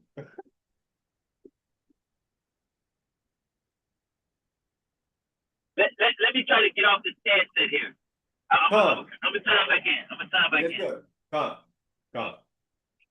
So yeah, man. It's the Most High teaching us, man. Again, you have to be in the Most High in Christ. Come. I want to be clear. If you're not, then you need to be afraid. Come. You be very afraid. He by yourself. You by yourself. Yeah, come by yourself. Facts. Come. Yep. Go ahead. Verse 25. Go ahead. 25. He that loveth his life shall lose it. See that? If you out here loving that smoking weed and all that stuff that out there, you love that, your life, you're gonna lose it. Go ahead. Hey, can I be heard? Go ahead, Tony. Yeah. And he that hateth his life in this world shall keep it unto life eternal. Right. So if you hate your life in this life, hate of his life in this world, shall keep it unto eternal life. Yeah, man. You know what I'm saying? Again, when he says hate his life in his being, that meaning you're not putting your life before the Most High in Christ. Right. In this world. Right. Right? In Right. this world. Hold on, can I be heard? Yes, sir. Okay. I was what came to mind, you know that one Park song where the hook says, are you dying to live or you living to die? Come. So yes. we could put that kind of in retrospect on what you're saying. Like, we're supposed to be like this, we're dying to this flesh so we can live, be resurrected and live and reign with Christ. That's how it's supposed to be. Not trying to hold on to this particular lifestyle right here. Right. Listen, man, I always look at it like this, right? For people who are afraid of dying, right? You know what I'm saying? I said to myself, do you know that Christ is waiting to rule? He died almost 2,000 years ago, and he's waiting to get his reward, and you trying to slow it up because you don't want to die. Wow. You trying to slow it up because you don't want to go. Wow. You know what I'm saying? Wow. You got to go because this man's waiting for his reward. Right.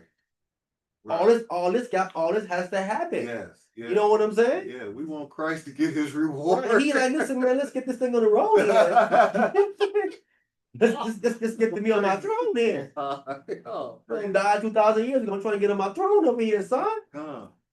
Speed this up a little Like, bit. listen, man. Stop. Listen, let me show you. Stop being afraid.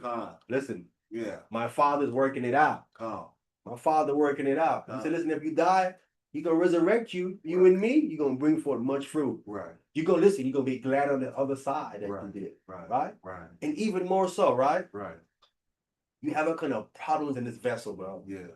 Yeah. Right? Yeah. They don't whipping out the food. Yeah. It's hard for you to find something healthy for you to eat because they even tapping that. You know what I'm saying? You try your best. So you always fighting is all kind of the vessel. You better coming out of this vessel Yeah. and getting a better one. Yes. You know what I'm saying? Yeah. You want to, I want to come out. You want to stay in here? No. That don't make no sense. You know what I'm saying? Don't make no sense. They're constantly attacking you with the air you breathe, the water you drink, and the food you eat. They're constantly trying to murder you. And you're really powerless to really do anything about it. Right? Empty promises. Every problem, the only one that kept you is the Most High in Christ. So it's better for you to like face it. That's why I was reading in the Old Testament with certain nations, bro, and they ain't afraid to die. They're like, do your thing. And I'm like, what is their mentality that they have that they're like that? You see what I'm saying? Even Samson, Japanese are like that too. You know what I'm saying? Yeah. Samson too, like me, put this whole thing on me, everybody gonna die.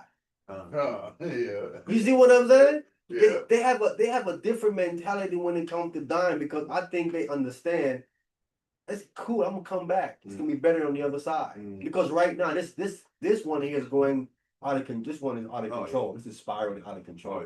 Let's end this and let's get to a better one. You know what I'm saying? That's how their mentality is. That's You know what I'm saying? I think Martin Luther King and Malcolm might have thought similar to that. Similar to that. Right? Remember the speech he said, I've been to the mountaintop. I've seen the promised land. He said, he said, nah, I'm not afraid no more. He says, yeah, I'm ready to go, he said. Right. I'm ready. I ain't tripping no more. He said, my eyes have seen the promised land. I've been to the mountaintop. That's a different kind of mentality you have. Right. Once you see the other side, you're like, oh yeah, I ain't worried about over here no more. Right. You see what I'm saying? That's the Hamashiach Yahushua and the Most High waiting on me. I'm not worried about nothing now. I'm ready to go. There's something better waiting for us, man. There's something better waiting for us. Wow. You know what I'm saying? Wow. So it ain't for us to be afraid of the transition to the better team. You would want that to come faster because you want to get to the better portion of your existence. You want to get to that part. You know what I'm saying? So but as long as we were here, we're gonna be that light. Right? We gotta be that light. A beacon. We gotta be that beacon. We gotta be that example as long as we here, man. So when it or to it, a lot of the people with the saying, if they like, well, you gonna suffer like how John the Baptist died being beheaded, a lot of them ain't gonna go for the rep with Jesus no more. They gonna nah. Yeah, but they don't fully understand, you know what I'm saying, that whole process situation going on there, right? I'm sure the Most High told John, you know, you're gonna die in this prison, right? John prepared himself. You know what I'm saying? The angel came and told him what to go do, so I'm sure God was always with John. When that day come, he was prepared for it. He said, they finna come chop your head off, bro. Yeah. Satan is in there working to that woman, and then she mad at you because he told him about he slept with his brother's wife. Yeah. She upset. So she gonna try to get, you know what I'm saying, and she gonna ask for your head, right? And that's why the scripture say, "Be faithful unto death." You know what I'm saying? To be faithful unto death. Gonna keep your faith unto death, right? Because some people, when death come in there and lose their faith, they stop believing, right? They want to recant, right? Christ said, "Be faithful unto death, and I'm going to give you a crown of life." He said. Listen, people are afraid because they don't know What's going to happen. That's why they're afraid. You feel me? Because a lot of them been doing a bunch of wicked stuff. So they know if I'm gonna go get to the punishment part. Judgment. That's why a lot of them really is afraid of it. But people who've been doing the right thing, right? They're like, nah, man, it's cool. And you know, sometimes you don't get it. You're like, why you got that mentality? Because I've been living my life the best I can, been doing the right thing. So I'm not really afraid what's about to happen on the other side. I'm more so confident what's gonna happen on the other side, right? Because death is not the end. People think that death is the end. They won't teach you that, oh, you'll live once, when you die, you evaporate into nothing and all that crap, or so you come back as a tree. It's a bunch of foolishness, bro. It's a bunch of lies to scare you, right? While they doing the most, all kind of wicked thing, because they think that's all it is, and once you die, you go into nothing. Okay, you go do that and see what happens, Mhm. right? Mhm. Go ahead and see what happens. Because there is testimony that we have from little children, right? When they in the room, right? And the person died, their grandmother died. Mhm. The little girl can say, "Hey, I see grandma. Mhm. She see the spirit floating Mhm. out of the dead body." Huh? Mhm. So obviously, the spirit looks like the body Okay. because the little girl can see it and identify it looks just like Mhm. her grandmother, right? Mhm. So it looks the same, but she letting us know that there is a transitional period, Mhm. right? And you have older people like grandmothers, they ask to be taken out the body. Mhm. They asked for Christ to come take her. Deliver. My grandmother did. I was there when she was saying it when she was in her bed. Mhm. She kept saying it over and over again. Mhm. She said, "Lord, come get me. Mhm. Lord, please come get me." She kept asking for him to come get her. Mhm. And then that day, he came and got her. She had taken out of it, but she was asking for it because she's in that vessel Mhm. suffering. Huh. You know, it's a punishment. You know what I'm saying? But they're not afraid of the other side. They have completely faith in Christ that they're going to go into something better, Mhm. right? So a threat ain't even really a threat to them. Huh? Yeah, a threat ain't even really a threat to them. You gotta try better than that. That's Yeah. why they don't have the spirit of fear. They don't. You know what I'm saying? Mhm. Like the real older people, Mhm. they're not worried about stuff like that, bro. It's a mentality that today people don't have. You see what I'm saying? They have that kind of mentality. They have the mentality of being afraid to die, meaning that you're afraid to speak up for the right thing because you're afraid you're gonna die. You're afraid of the backlash, all the different things, right? It's all the different fear that people want to do the right thing and speak up to the right thing because of a fear of the backlash or a fear of death. But back in the days, that's not how it was. You know what I'm saying? But that's the mentality that you have to have, man. Because there's nothing here. What you gonna stay here for what? What is here? What? Tell me what? What? Look over here. I I'm, don't know. I'm trying to figure out what's so special about here. Listen, and we're living in the best country on the entire earth. Oh, Let's be clear. Oh yeah. Yeah. North America is the best place to be. Mhm. Better than Israel. Better than Israel. Especially right now. Oh, yeah.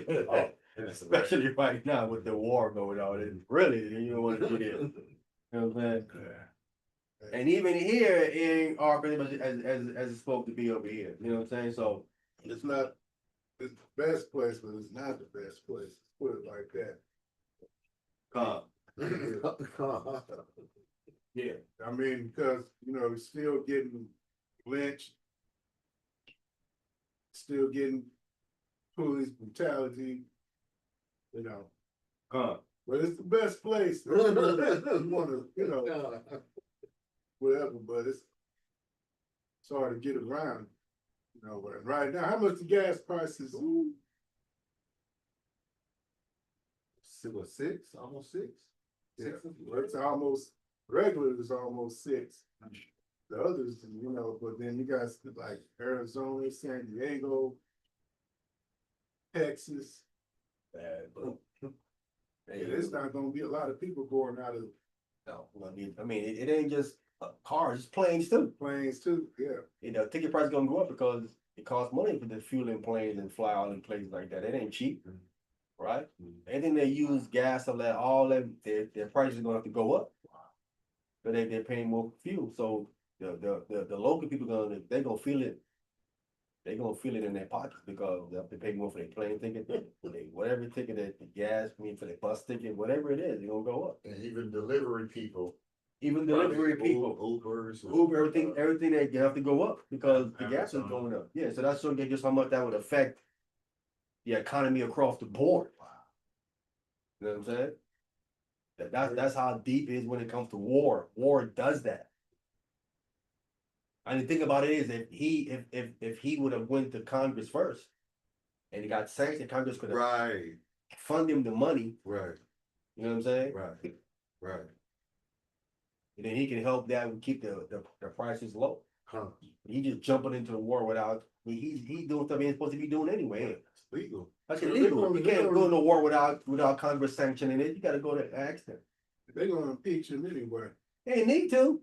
Now they're gonna have to. I mean, they're gonna do it You need to because get him out of here. Republicans don't want to deal with it. He messed up, man. He tripping, man. I mean, I said last year, give him a chance. That's what I was telling her. I said, brother, he's in here again. Right, Let's see what he do this time. right. And he's been nothing but messing it up. Menace. Been nothing but messing it up, man. Dennis. He ain't my man, but I want to still give him a chance because he's in the seat anyway. Let's see what he can do. But he's just messing it up, bro. Right. You know what I'm saying? He's just messing it up, bro.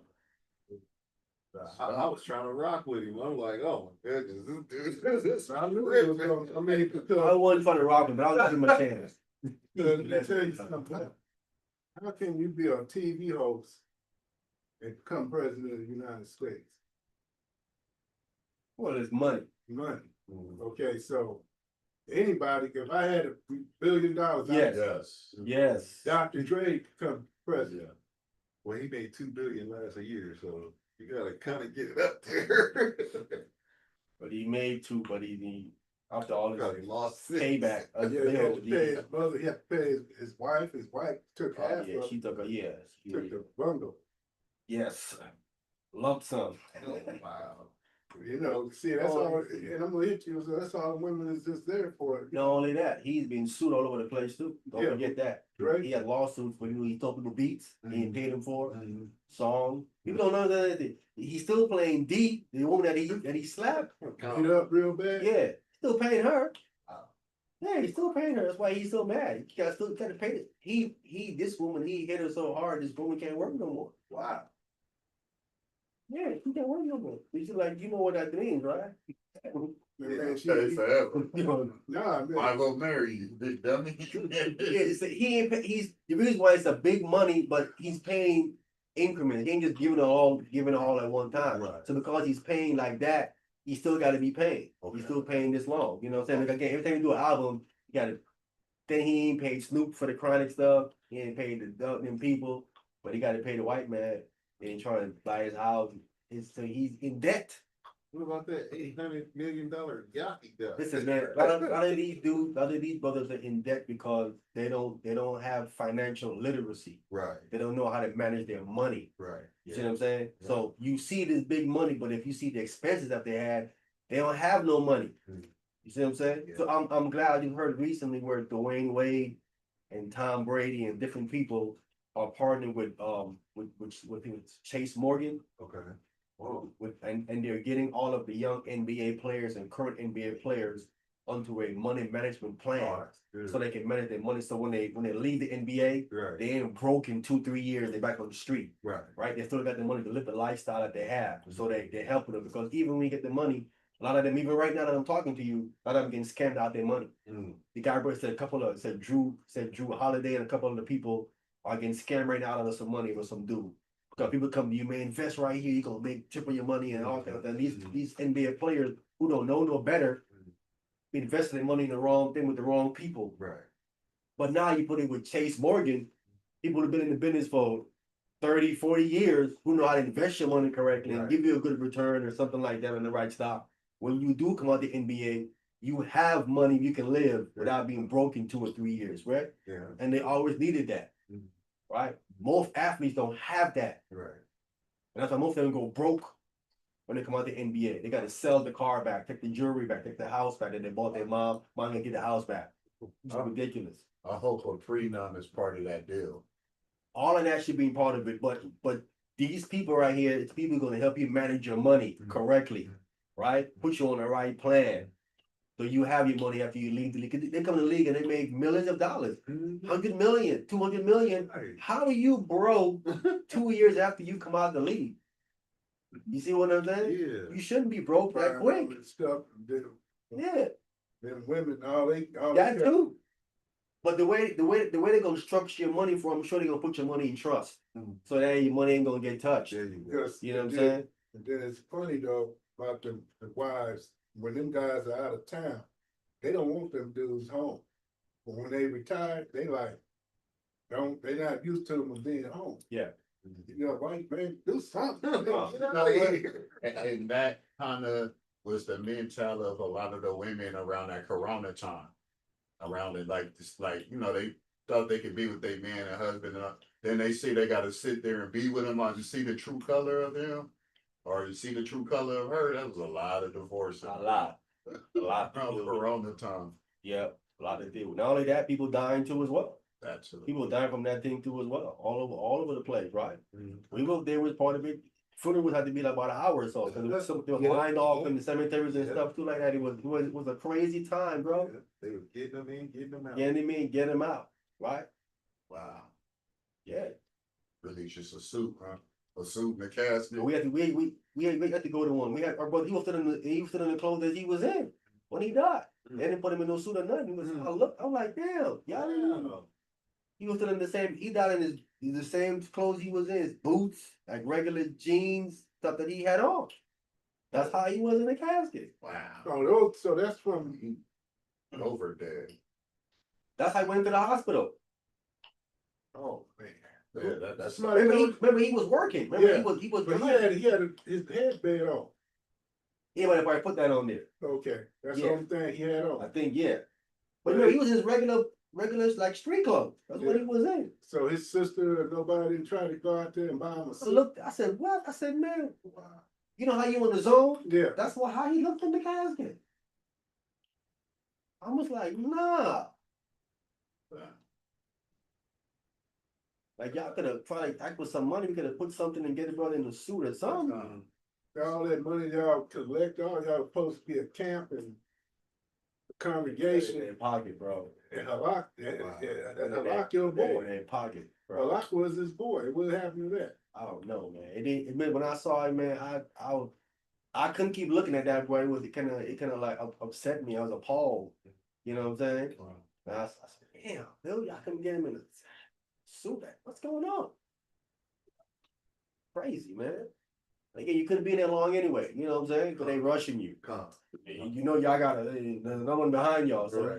it's a quick look, and then you got to keep it pushing. Yeah, and what's his name was trying to prolong, go against the Kazak. Yeah, That's right. you gonna get us thrown out. You don't do cut all that long. All that long, yeah. They told him, yeah. Come on, bro. It's not working, man. Go on, man. Oh, the funeral time. Go on, man. So what you Tookie Williams' son? You're not Tookie Williams' son here. I got something to do. Last time I'm gonna see him.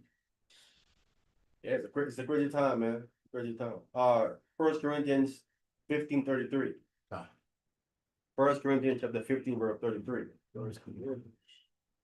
Yeah.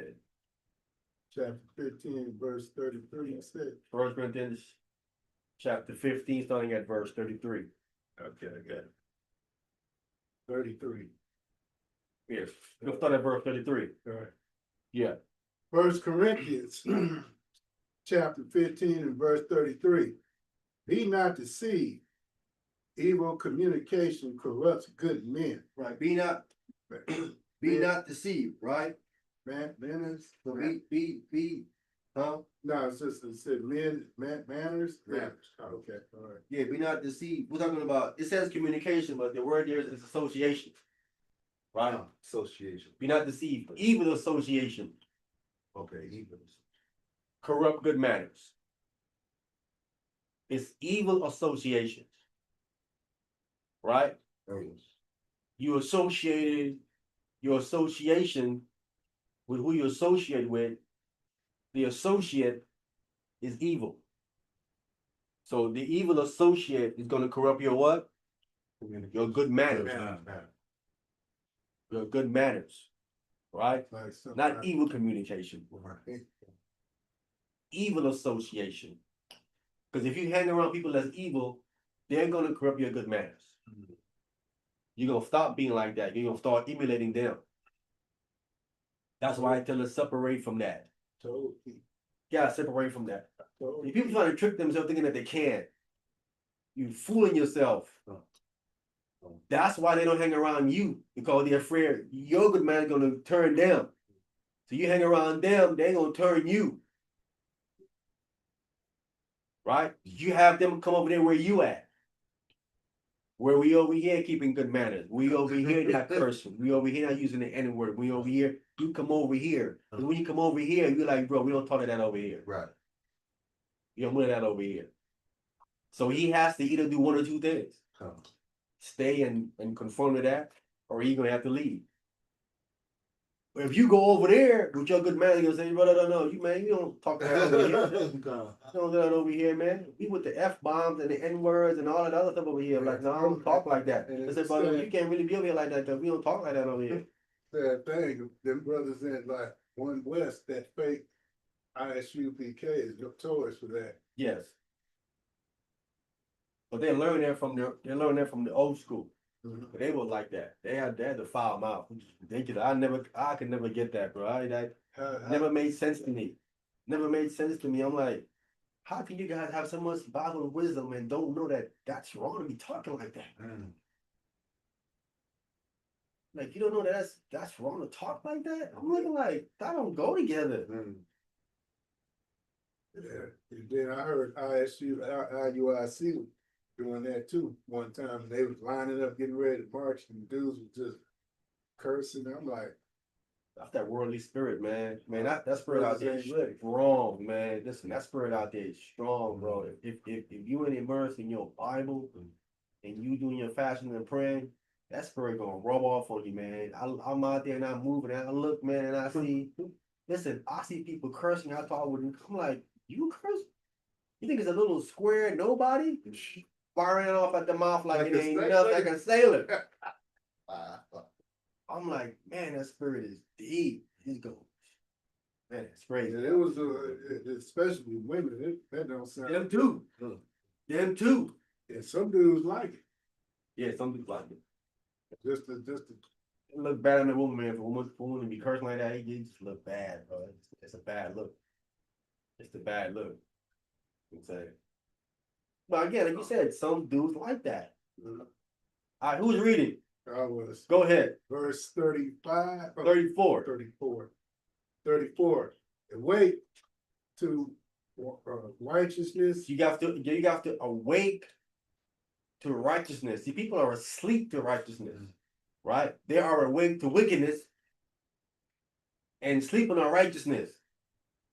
So Paul say, awake to righteousness, right? That's law, statutes, and commandments. Wake up to that, right?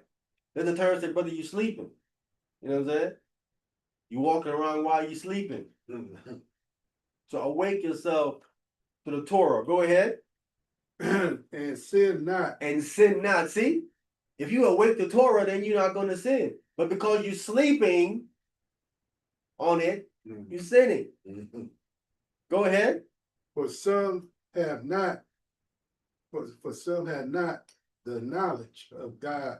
I speak this to your shame. See, some don't have the knowledge of God, right? That's why they talk all a bunch of stuff about dinosaurs and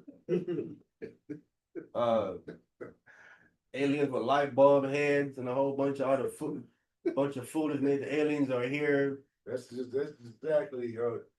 They was talking about the other day. They was talking about some meteor, right? Hit so hard, but then they found out it was looked like somebody dropped a missile somewhere. You know about? Yeah, you said it right. That's good. That's good.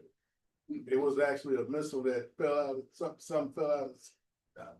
I'm not sure What what a that balloon, all satellite, all kind of stuff, man. Ain't no meteor, all a bunch of foolishness. Supposed to be in Ohio. I don't know. I was saying they just be saying a whole bunch of stuff that don't make no sense. They said that was the biggest one they ever seen. Yeah, that don't make Well, any it hit sense. the ocean. No, it actually hit the ground and it shook. Everybody. Yeah, but it was a alien that landed, but Yeah, alien in the rock. Big Yeah, head alien came out the rock. Big head alien that landed. Yeah, And it hit the ground, but they said it filled it in about four states. yeah. That's how powerful it was. People full of it, bro. They just full of this fantasy. If that's the damn case, we could have filled it all the way up.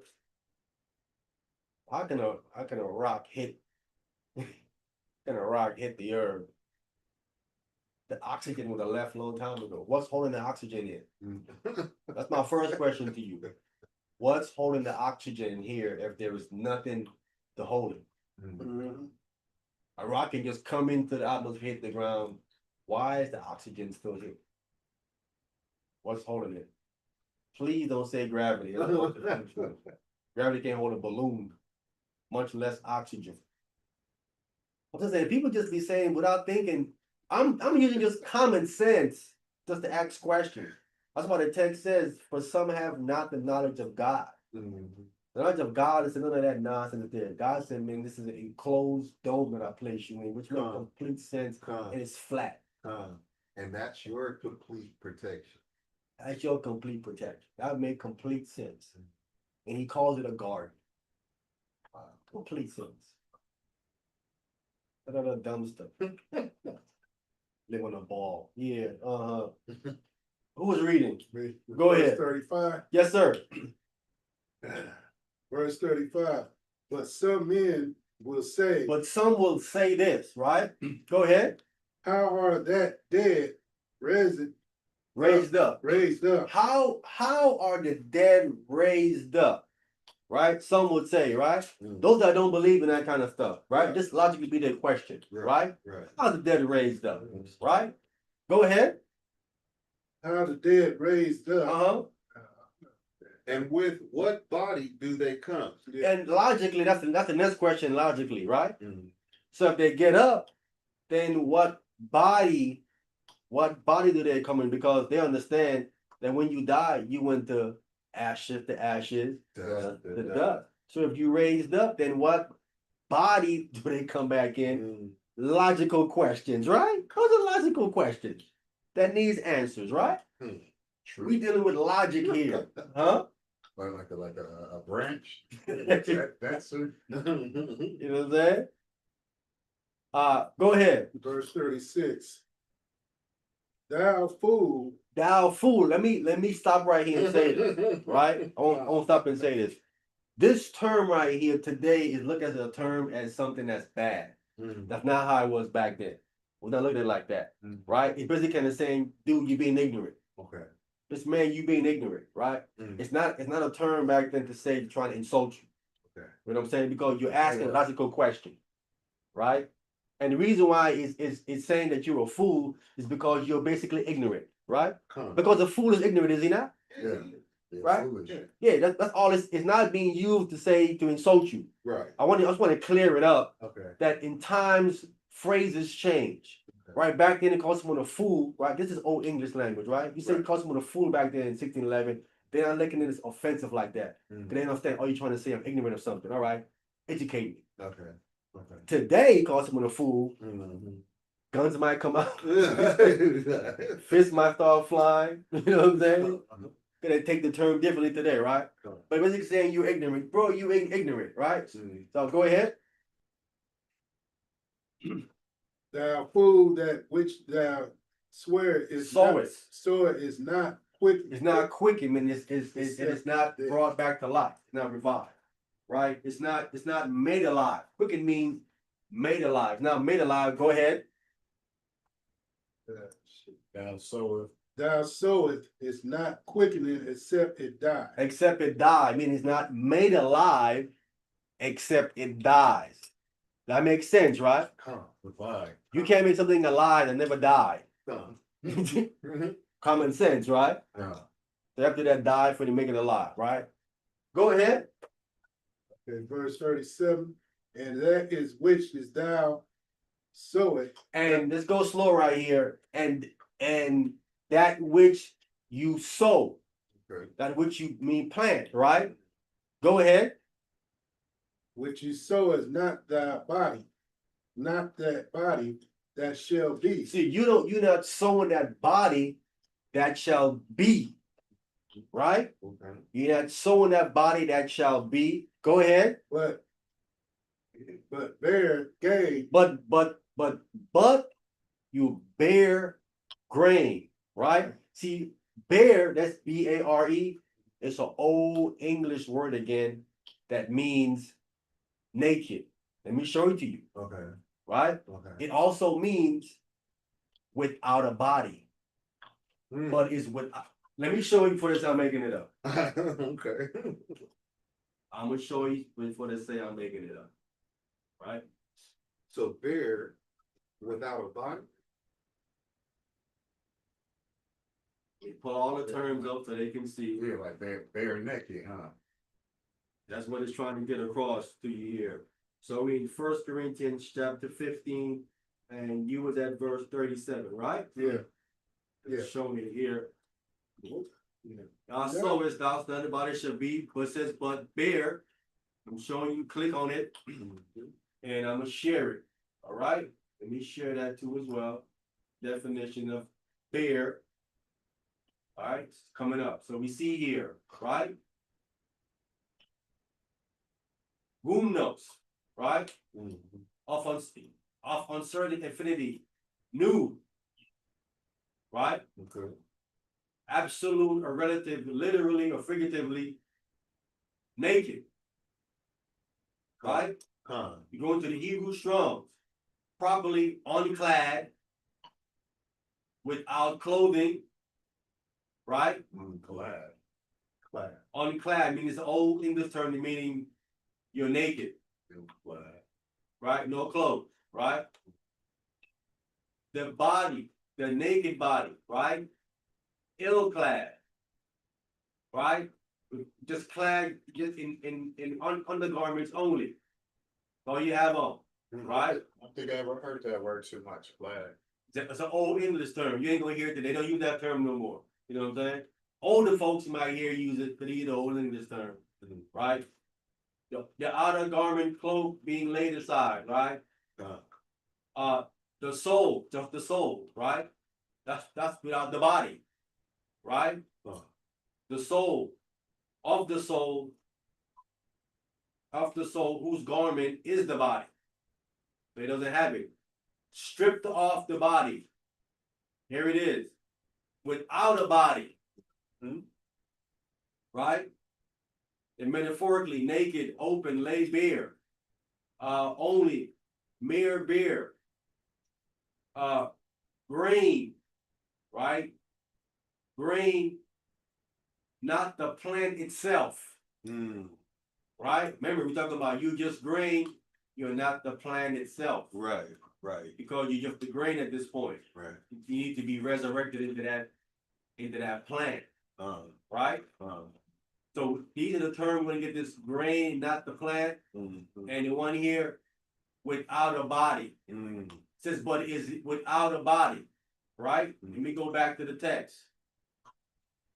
So we can see here.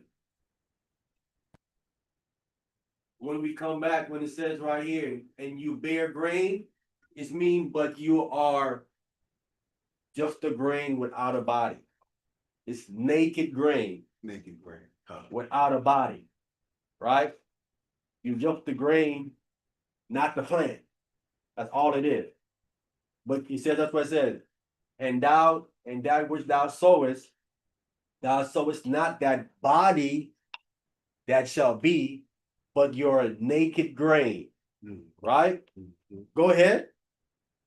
It may change of wheat. If by chance, it could be, the grain could be wheat. Go ahead. Or of some other grain. Or it could be some of the other grain that is there, right? It depends on what kind of grain or wheat that you have. You are, right? It could be something else, right? So he's breaking it down with the question, right? In the resurrection. Go ahead. 38. But God giveth it a body as it hath pleased him. See that? God is going to give that grain a body as it pleases God, right? So in the resurrection, your spiritual body is going to be a body that pleases God. Wow. God going to give it a specific body as it pleases him. This is the resurrection. But God going to give it a body as it pleases him. The same thing God did with the trees in the beginning. When it come out the ground, it's his design. He gave it a design that pleases him. The apple tree, the grape tree, the different grape, all that stuff God changes up according. It's his decision how he likes it. Yes, sir. You know, when you look at the the skeleton of a body on the inside, it looked like two trees are inside of the body, one going up and one going down in the back. Con, That's correct. And listen, there's so much design goes into, there's so much design goes into this, you can't begin to comprehend everything that like, the Most High has done here. Wow. It's beyond our comprehension. And I think that's what he's teaching the angels, the intricacy of, I mean, this is just one thing. right. You have all the animals, then you have all the plants. It's ridiculous. It's crazy. Wow. You know what I'm saying? I'm hearing some of I'm blown away by stuff that I just find out about the human body, the design, Wow. the function of different things and how different things work, man. It's great. But this is going back into the resurrection of the spiritual body, right? But God giving it a body as it has pleased him. Go ahead. And to every seed his own body. And to every seed its own body. Right? Wow. Your body gonna look like that next person's body exactly. It's gonna be similar, but it's not gonna be exactly like it is today. No one have the exact same body, do they? Right. No. Even twins or identical twins don't have the exact same body. It's the same thing on the spiritual side. Huh. That's how it's gonna be. To answer the resurrection, right? How is it resurrected? It is resurrected into a spiritual body, but God give it a body as it pleases him. Man, let me ask you, what's the deal with these Siamese twins? Oh, What you You mean? get joined twins. Is That's experiment. that's an experiment? Yes. That went wrong with something. Yes. That is just, Yeah. that's just messing with God. I've never read it in the Bible nowhere. that But sounds that's experiment. That's not how the design is for it to come like that. right. That sounds- It shouldn't come with And all these, without a brain or two people attached together. That's ridiculous. Right. and then there's some, so, and then another thing is to the male with, or the female with the male organ, that's a Yeah. experiment too. Yes, sir. Just two babies. Yes. Tony. Oh, we're saying, the Most High, shaped the tree the way he suited. What about the trees like where Hamashiach Yahushai was withering, it wasn't no good, so what did he do to the tree? The fig tree. The fig tree? Come on, the fig tree. What about it? What about, did he design them too? Yes.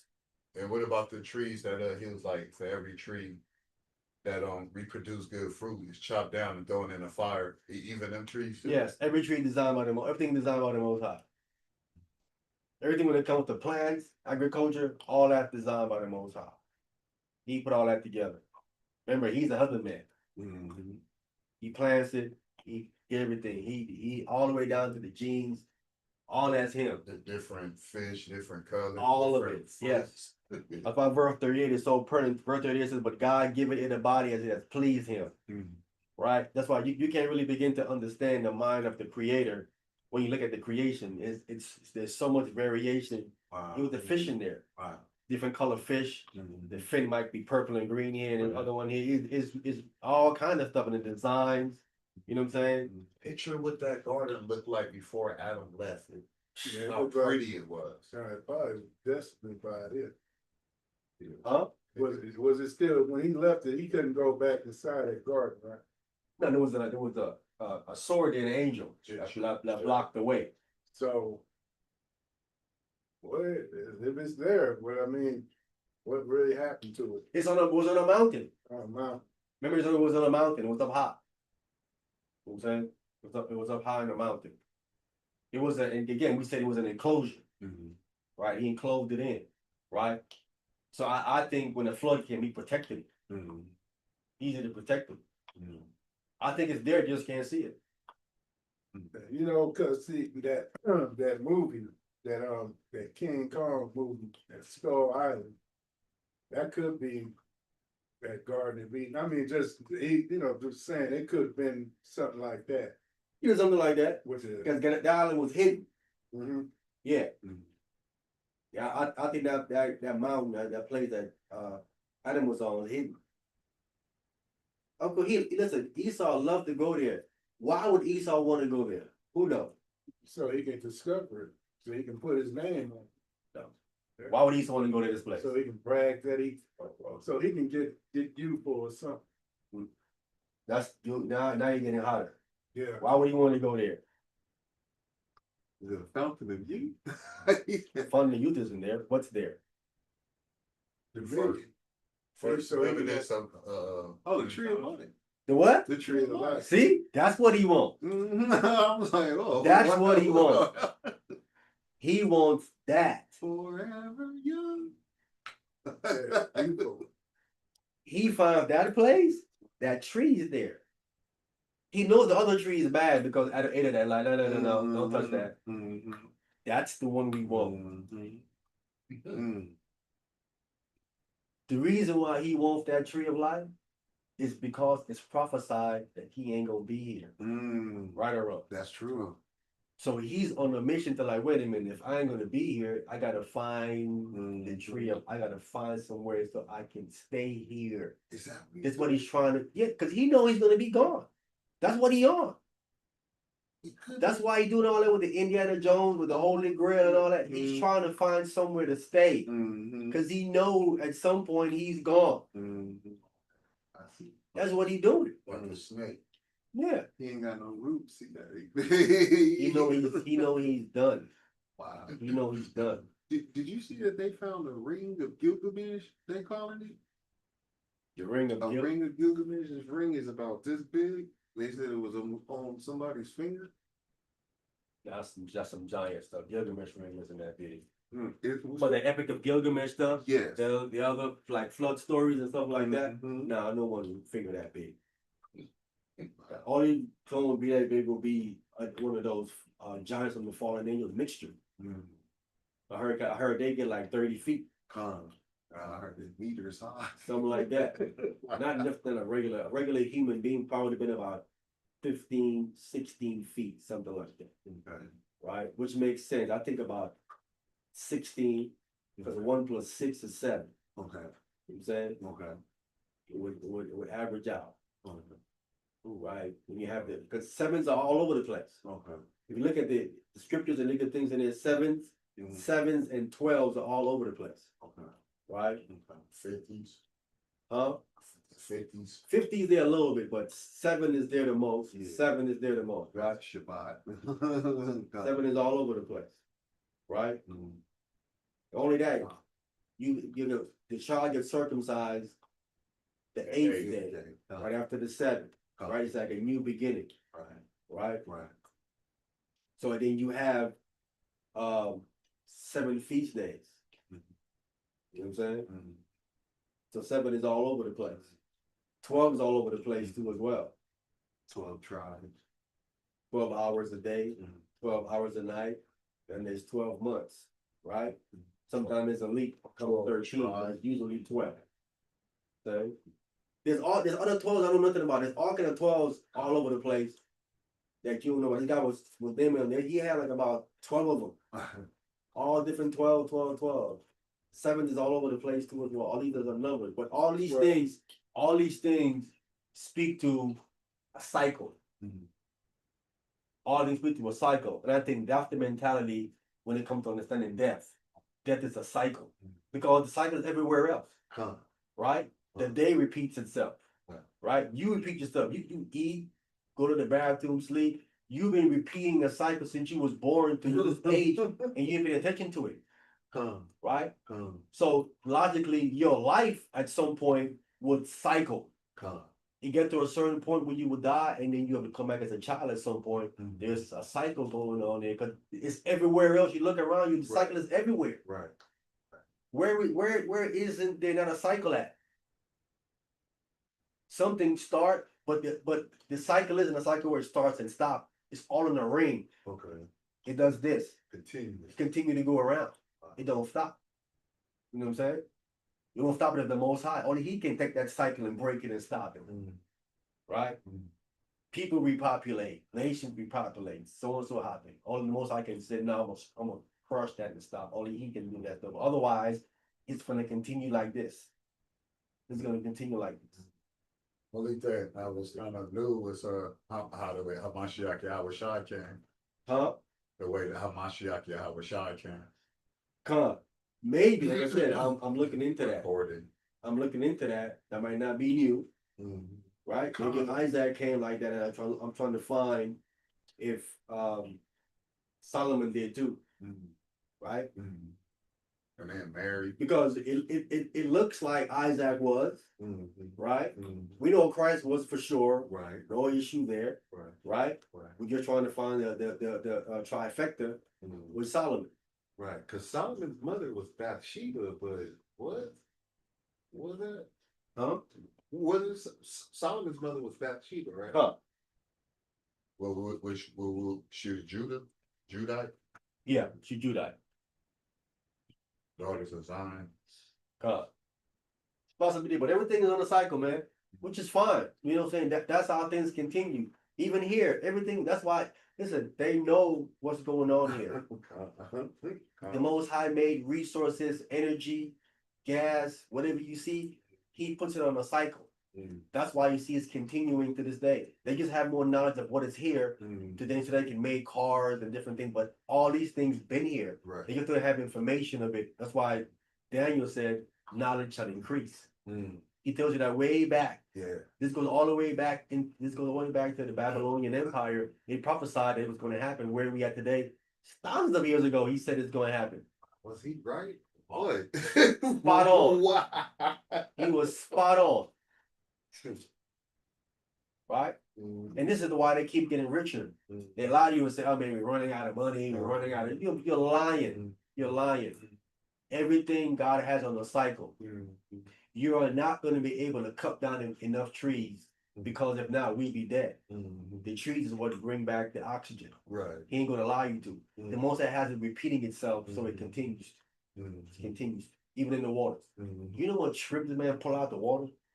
And lobster? Yep.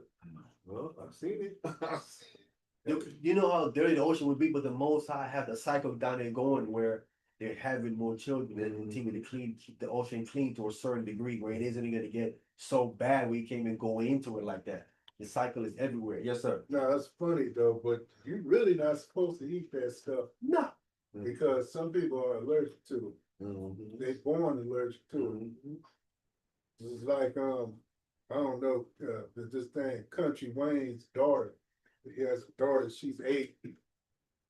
And she's a little manipulator. She don't tell nobody she can't eat seafood. And so they feed her seafood wrong.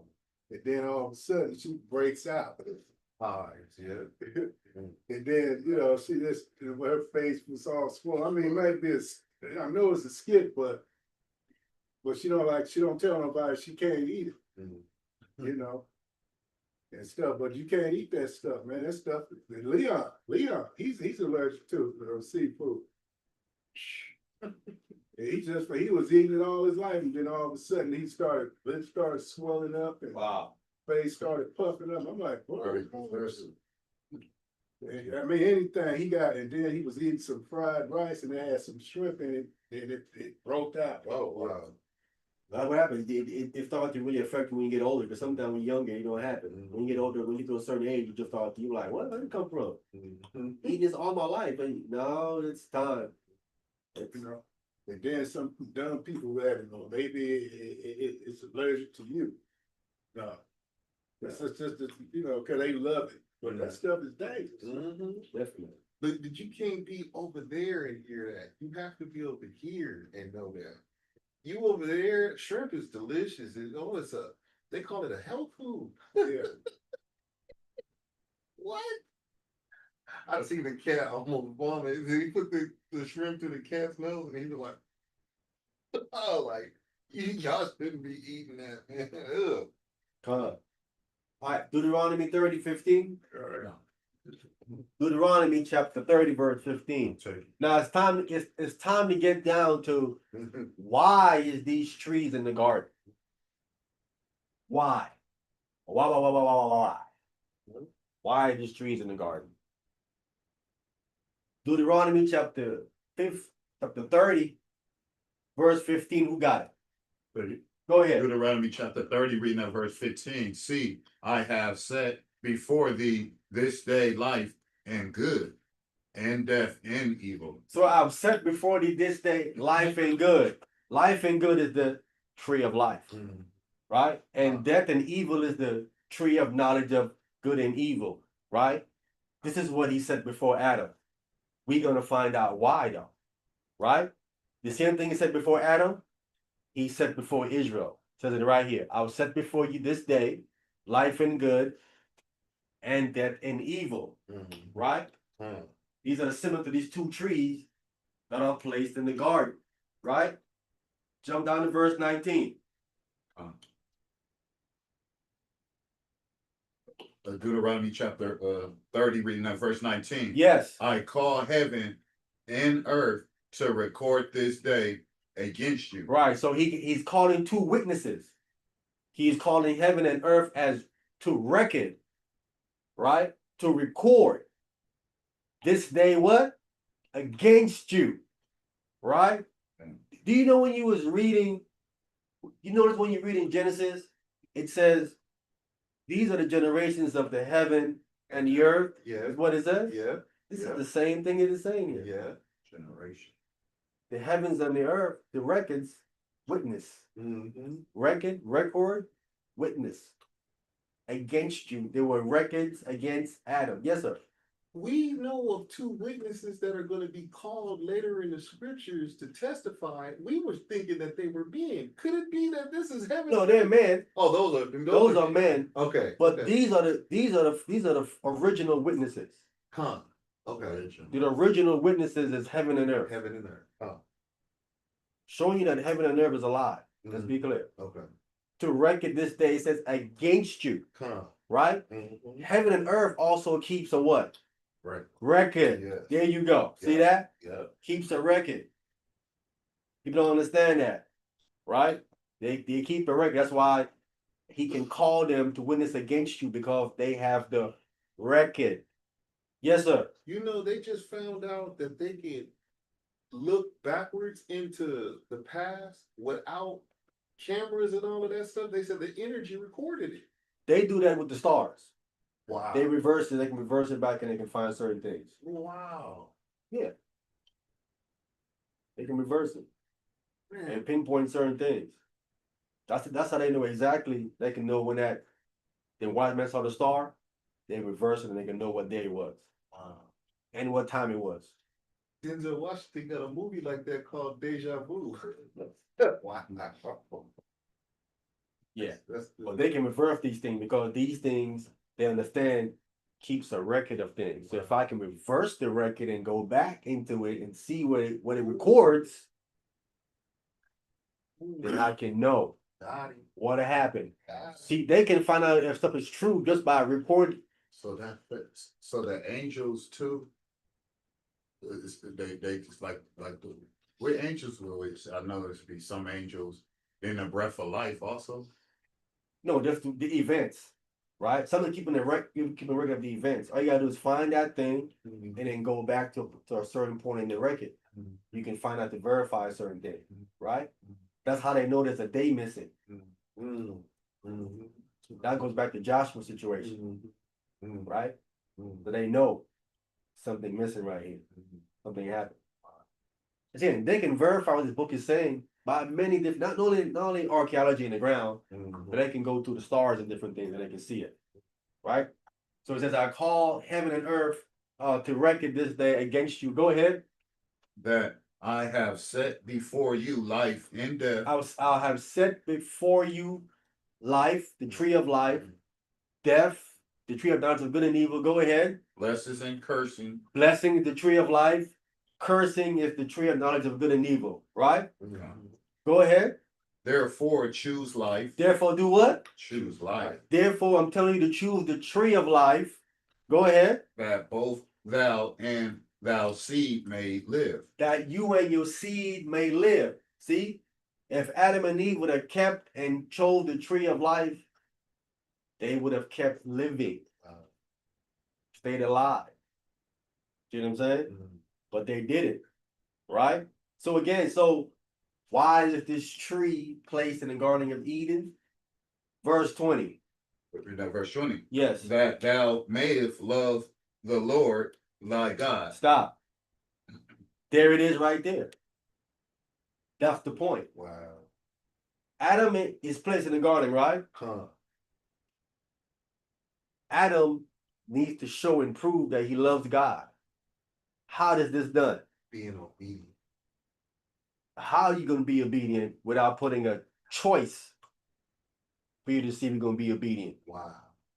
How do I know you love me? By doing what I say. How can I show and prove that? It's putting two choices in front of you is what you're going to do.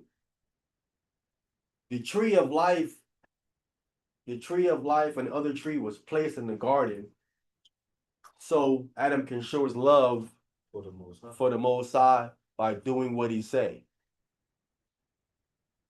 By choosing what he say, right? That's why Satan came to Job and said, well, he don't fear you for nothing. You know what I'm saying? Meaning fear means he don't love you for nothing. You don't hedge the means. Take all that away if you what he do. Take it, move it. Right? Prove. Let him prove he love you. I think he love you because you blessing us. But say the same stuff, of course, you blessing him. That's why he loves you. Take it away and see what he do to you. I bet you it's gonna be something different. Take it away. God said, you're wrong. That man likes me. He does. Go ahead, take it. I'm gonna allow you to remove it. I'm gonna allow you to remove it. Can't kill him. That man loves me. I'm gonna allow you to remove it and show you. Don't know what you're talking about. Yes, sir. That's an honor, man. That's an honor to go through that for the Most High. I was reading that in Acts somewhere today, and I think that's where Stephen died, and he counted it. He said, they said that it was something like it pleased them to go through that in the name of the Most High. Yeah, they found themselves worthy to suffer for his name. Yeah, that right there. That's beautiful. I was like, yeah, yo, yeah, that was good. yeah. Come. That's what them trees there. Okay, finish up 20. Come. And that thou mayest obey his voice. Obey his voice, what Adam and Eve didn't obey his voice. Go ahead. And that thou mayest cleave unto him. See, cleave unto him. Doing what he says so you get closer and cleave to the Most High. Go ahead. For he is thy life. See, he is your life. Right? Literally the breath of life that's in you. He's that breath of life in you. He's your life. Go ahead. And the length of thy day. And the length of thy days. He's the one to make your days long, right? He can keep your days going, right? Or he can shorten them, right? Go ahead. That thou mayest dwell in the land which the Lord swore unto thy father, to Abraham, to Isaac, and to Jacob, to give them. To give them. See, he swore. He swore this unto them. Promise. You know, the Most High swears something, he's going to do it. Right? He didn't swear to give to everybody. To our forefathers, right? He said that thou mayest dwell in the land with the Lord swear to give unto thy fathers. See, Adam would have stayed in that enclosure, that God, we showed up, if he would have obeyed the voice of the Most High, and he would have cleaved unto him. And that's why I read a definition where it says, figuratively, a bride. Yeah, okay. Right? So it's going off into a marriage thing. So they become, once Adam would approve his work, right, there would have been a contract made with Adam. And Adam would have been made permanent. See what I'm saying? He would have been made permanent. Okay.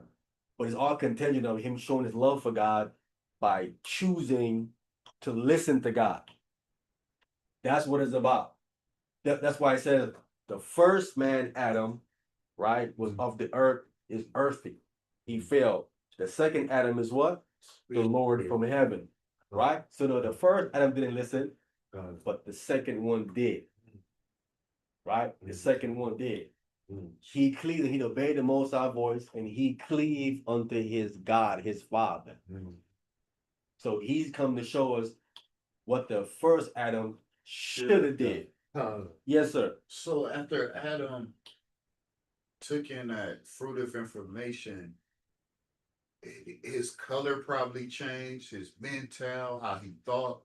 everything about like he was a whole like a human now. Like now he's conflicted because he has good information and bad information, right? The tree of knowledge of good and evil, right? So if you have two information there, what happens at a certain point, they start to conflict, right? And then what it does to you, it makes you at time follow the right thing and sometimes follow the bad thing because both is present. Right. This is what you have. You just want one knowledge, Right. The good. just the good. Right. That's all you really want, right? But God told him, don't eat from that tree, man. I'm telling you, bad you're stuff. gonna die if you eat from that tree because he knows what's gonna happen to you. You're gonna die if you eat from that tree, right?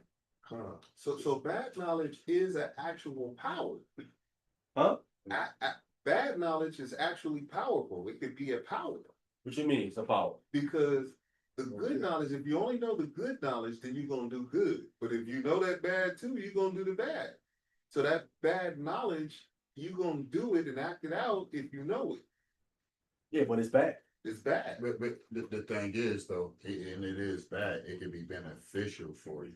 Knowing the right. It's only beneficial for you to know it. But the problem is the problem with where Adam was, he doesn't have the power to not do it. Like people in the world, right? Without Christ, they don't have that power to resist that spirit of what's going on out there, right? To make that change, right? On their own, it's like people who have a hard time losing weight, they need help. They go to a service, a pill, or something to help them. Yes, sir. Get a shot. Well, now I understand Solomon wanting to know foolish just by what we talked about. Now I can see where that thought of wanting to know foolishness come from. He only knew good information. He only knew the good. Well, he knew the bad, but he wanted to experience It come. right? He's like he trying to figure out. Why would you do He that? trying to figure out what's this about over here, Okay. right? Okay. Me knowing it's wrong is just one thing, but actually living in an experience that is something different. See what I'm saying? That's why people try to tell you, man. Like, if you ain't been in my shoe, you really don't know what I'm going through. You don't really know what I'm going. You know what I'm saying? If you ain't been through it, you really can't speak on it like that. Right. Right. You know what I'm saying? Not like Solomon. Solomon is like, man, let me actually really try to dive into this thing and see. Right. Right. I can because I'm king. I can indulge a little bit in these things over here. Okay. You know what I'm saying? Because I'm king. Yeah. I can bounce back. Right. Right. Okay. Where certain people can't bounce back. Right. I'm the wisest man, so I can bounce back certain things. But see, even him, there's one thing he couldn't bounce back from. Got lost. Which was what? Adultery. Or Women. Yeah, he couldn't bounce back from Women. women. See? And that's why God told him, don't do it. The crutch. Don't do it. Right? Remember, God said in his law, they will make your sons turn from me. Worshiping. Right? The father and the woman, they was working on Solomon constantly. Right? Then when he got old, text says, his wife turned his heart, it says. But when he got old, not when he's young, when he got old, start to slip. You know what I'm saying? In his old age. If he would have nipped it in the bud from the beginning, then you have to worry about it in his old age. That's what I'm saying. It's eventually, if you don't nip it somewhere, it's gonna catch up to you. You gotta nip it somewhere, right? From there, let me get Genesis. Let me get Genesis 22, verse 9. Genesis chapter 22, starting at verse 9. I take this In the beginning. Who got that? I got it. Go ahead. Genesis chapter 22, starting at verse 9. And they came to the place which God had told him of, and Abraham built an altar there, and laid the wood of order, and bound Isaac his son, and laid him on the altar upon the wood. So you see right here again, right? Abraham is being tested. The same thing with Adam and Eve. They were being tested, right? Tested to show if you love me. God want to see if you love me. Like people can tell you, man, I love you. It's lip service. It's lip service. I get that all the time. You know what I'm saying? When I call when my sister talk, I love you. And I'm like, I get it. Keep going. Don't fall for it, man. You wait till some adversity or something going on where they be there for you. Then you can really see when something. That's when you know if they're I if noticed them words are true. that time when that girl almost got us put up out of here. Come. That nonsense. You know Come. that shit? Yep. Go ahead. Verse 10. And Abraham stretched forth his hand and took the knife to slay his son. Go ahead. And the angel of the Lord called unto him out of heaven and said, Abraham, Abraham. And he said, Here am I. Go ahead. Verse 12. And he said, Lay not thine hand upon the lad, neither do thou anything unto him. For now I know that thou fearest the Most High, seeing thou hast not withheld thy son, thine only son, from me. Right. So when it says here, I know that thou fearest God, the same thing as saying you love God. I know that you love God because you're doing what he said. He was gonna kill Isaac, like God said, sacrifice him. He was gonna sacrifice him too. He said, hold it, don't kill him. Said, the angel said that now I know that you fearest the Most High God, right?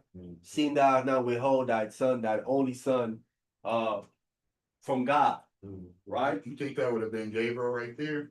Could have Huh? been Gabriel. That angel was like, nah, don't kill him. We're Could be. testing your faith. Could be. It could be. But this is just a reflection again that if Abraham is willing to kill his only begotten son, God sacrificed his only begotten son too as well. Not to be outdone, God did the same thing, right? Wow. That's a big one. The father of many nations. We ain't gonna outdo God. Why you do that? But you see how it comes full circle? Our forefather Abraham, the first one was willing to do it, to show God how much he loved him. God said, well, I can show you how much I love your descendants too by sending my only begotten son to die for them. Wow. Wow. You did it to show me you love me. I'm gonna do it for you to show you how much I love them. Look at that full circle right there. That's a cycle right And there. Beautiful. Moses tried to, but then Hamashiach, that was Sean. That was But beautiful. he couldn't. That's why again I'm leaning more towards again that Isaac was another virgin birth. Acceptable to the Most High. See? Sacrificing to God. Wow. Yeah, Full circle. Sure. So what you Mary. What you think Mary was on? How she was born? Like Mary. Virgin. I think she wanted a virgin birth too. Untainted. It would make sense though. That's what I believe, but again, it's not in the text, but that's what I believe. But doesn't it add up to make sense? Definitely add up to make sense. It really do. Definitely add up to make sense. You're doing the math. All right, jump down to verse 15. Verse 15. Uh, And the angel of the Lord called unto Abraham out of heaven the second time go ahead. and said, By myself have I sworn. Very powerful statement. Very powerful statement. Understand that, right? This goes to show you right here that there is no God above the Most High God. Because see, that's sworn by myself. Everyone that swear gotta swear. You swear by someone that's greater than you. You don't swear by yourself. No one does that. Right. Unless there's no one above you, you can't go no higher. Right. Then you gotta swear by yourself. Right. Right? Christ swears by the Most High. Christ swear by the Most High.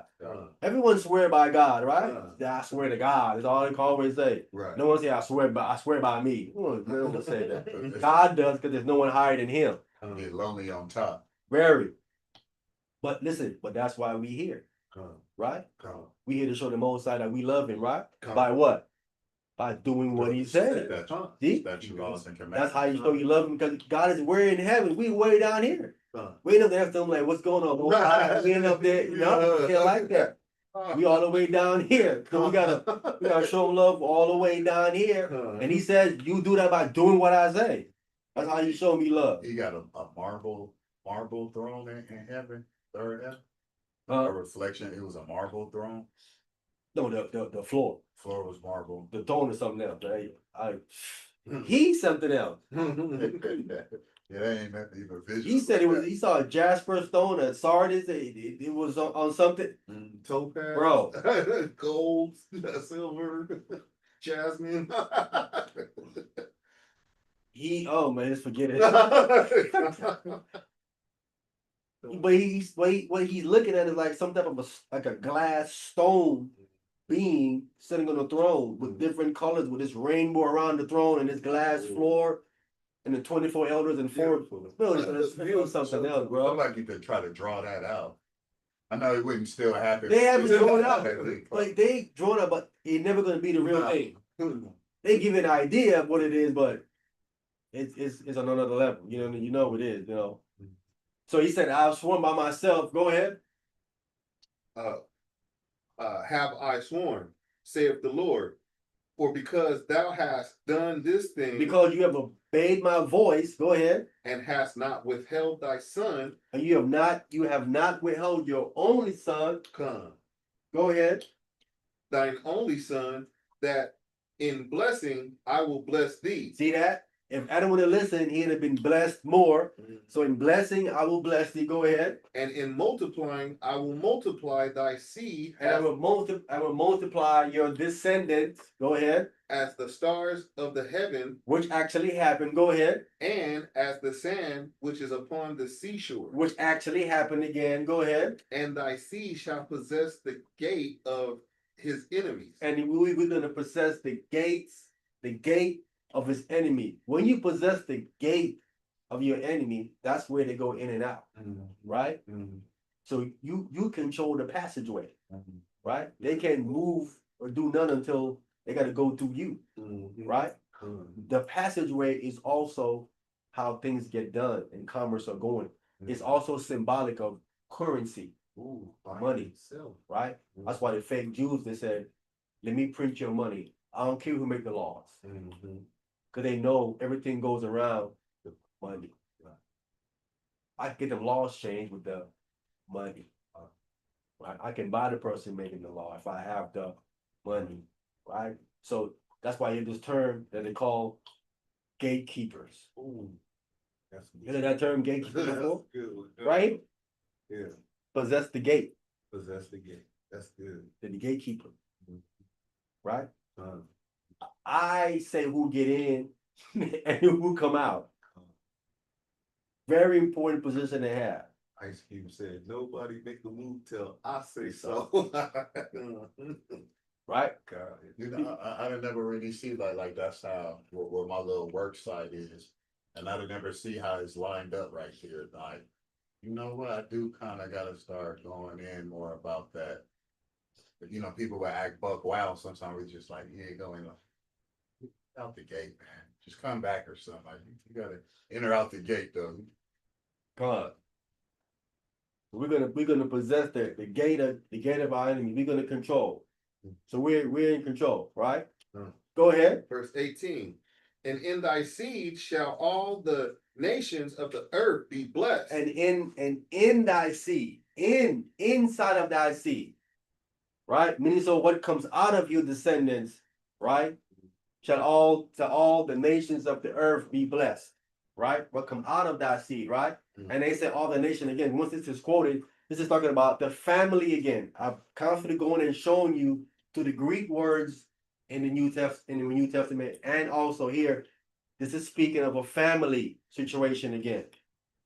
Speaking of family situation, shall the nations of the earth be blessed, right?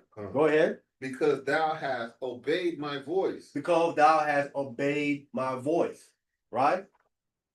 This coming out of the family of Israel, right? Is how the other nations are even getting their blessing, right? That's why this goes all the way back, and I pulled the verse starting off with Joseph. When Joseph was a servant in Potiphar's house, Potiphar's house was blessed. Right? It goes back to I would bless them and bless thee. I gotta tell people again, They keep missing it. You guys talking about you got to first bless Israel. That's how you get blessing. You just don't get blessing just because you believe in Christ. You got to bless us first. And as it stands, they have not blessed us. Right? They kicked us while we They was down. only way they're getting blessed because of our servitude. Come. Right? Come. They have used our creativity and monetized it.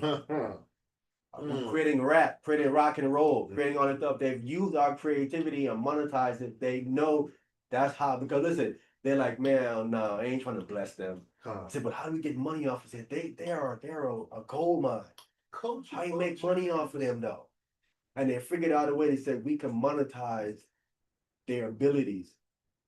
Monetize because they can box, they can play basketball, they can play football, they can do all these things. How do we monetize that and make money off of that? Because we ain't gonna bless them to get blessed. We ain't trying to do that. But we will be culture vultures to them.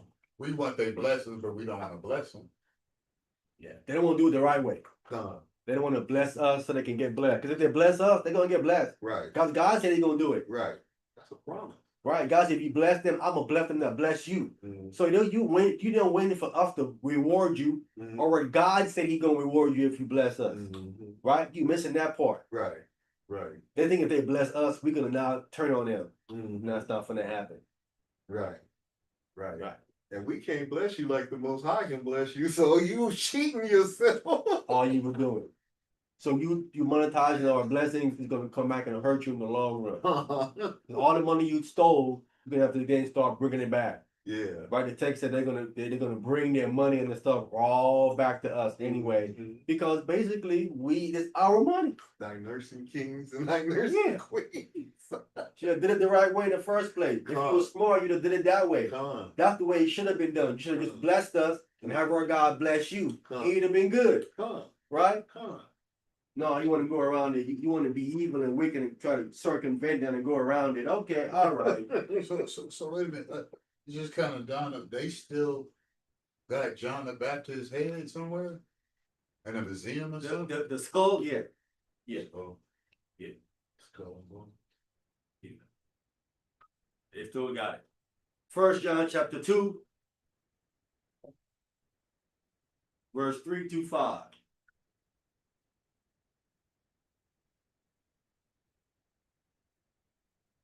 They got a whole bunch of other stuff.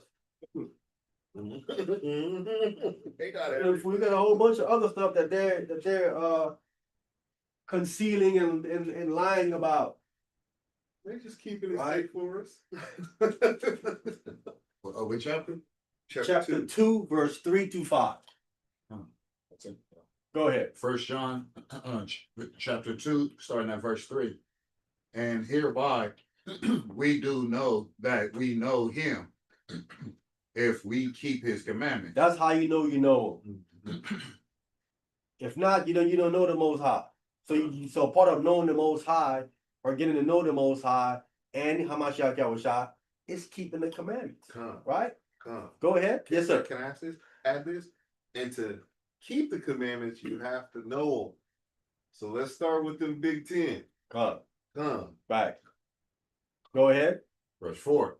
He that saith, I know him, and keepeth not his commandments, is a liar. You're lying. You don't know the Most High. That's why, see, so-called Christians, this prove right here they don't know the Most High. Because they think Torah's done away with.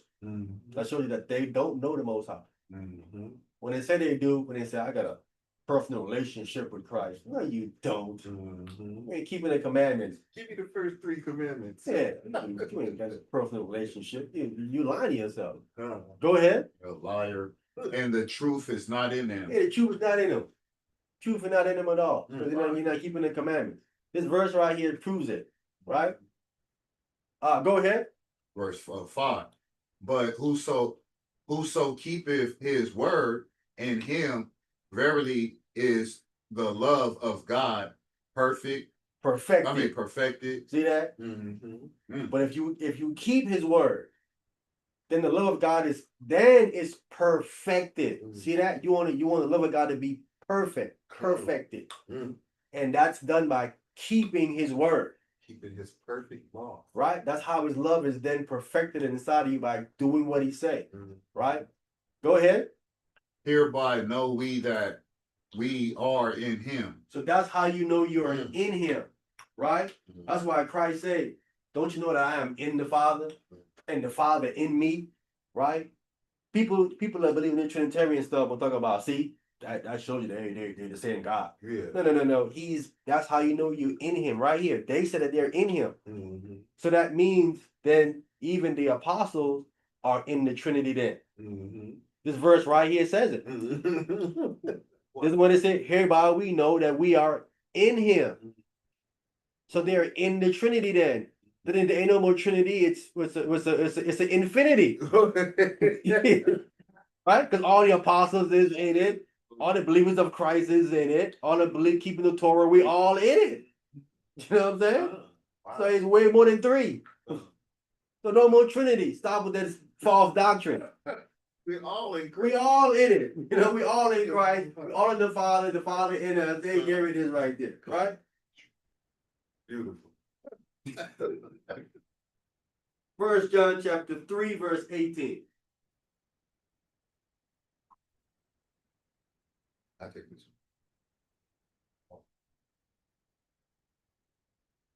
Go ahead. one. 1 John chapter 3, starting at verse 18. My little children, Uh-huh. let us not love in word, Please don't let's not love in word. Go ahead. neither in tongue, And with all that lip service, you know, bumping your gums. You know what I'm saying? Go ahead. but in deed and in truth. But indeed, and keep it a buck, man. And in truth, right? Mhm. This is how you show love by action, Mhm. right? Mhm. And telling the truth. Gotcha. Mhm. You can't say love someone, you're lying to them, Come right? on, true. Yeah. So let's not love in word and bumping the gums, man. Let's get to some action and keep it a buck. Keep it 100, you know what I'm saying? Tell the truth, man. Don't stop with the lies. You know, break it down. Keep it real. 1 John chapter 5, verse 3 and 4. 1 John chapter 5, starting at verse 3. So this was what I'm going here to show you. This was what God wanted from Adam and Eve. For them to show him love, that they love him by keeping his commandments. Go ahead. 1 John chapter 5, verse 3. For this is the love of the Most High, that we keep his commandments, and his commandments are not grievous. Commandments are not grievous, right? So that's the love of God, that you keep his commandments. And again, the commandments are not grievous. It's not something hard to do that they're trying to portray. Oh man, you got to keep 613. You know, bunch of foolishness.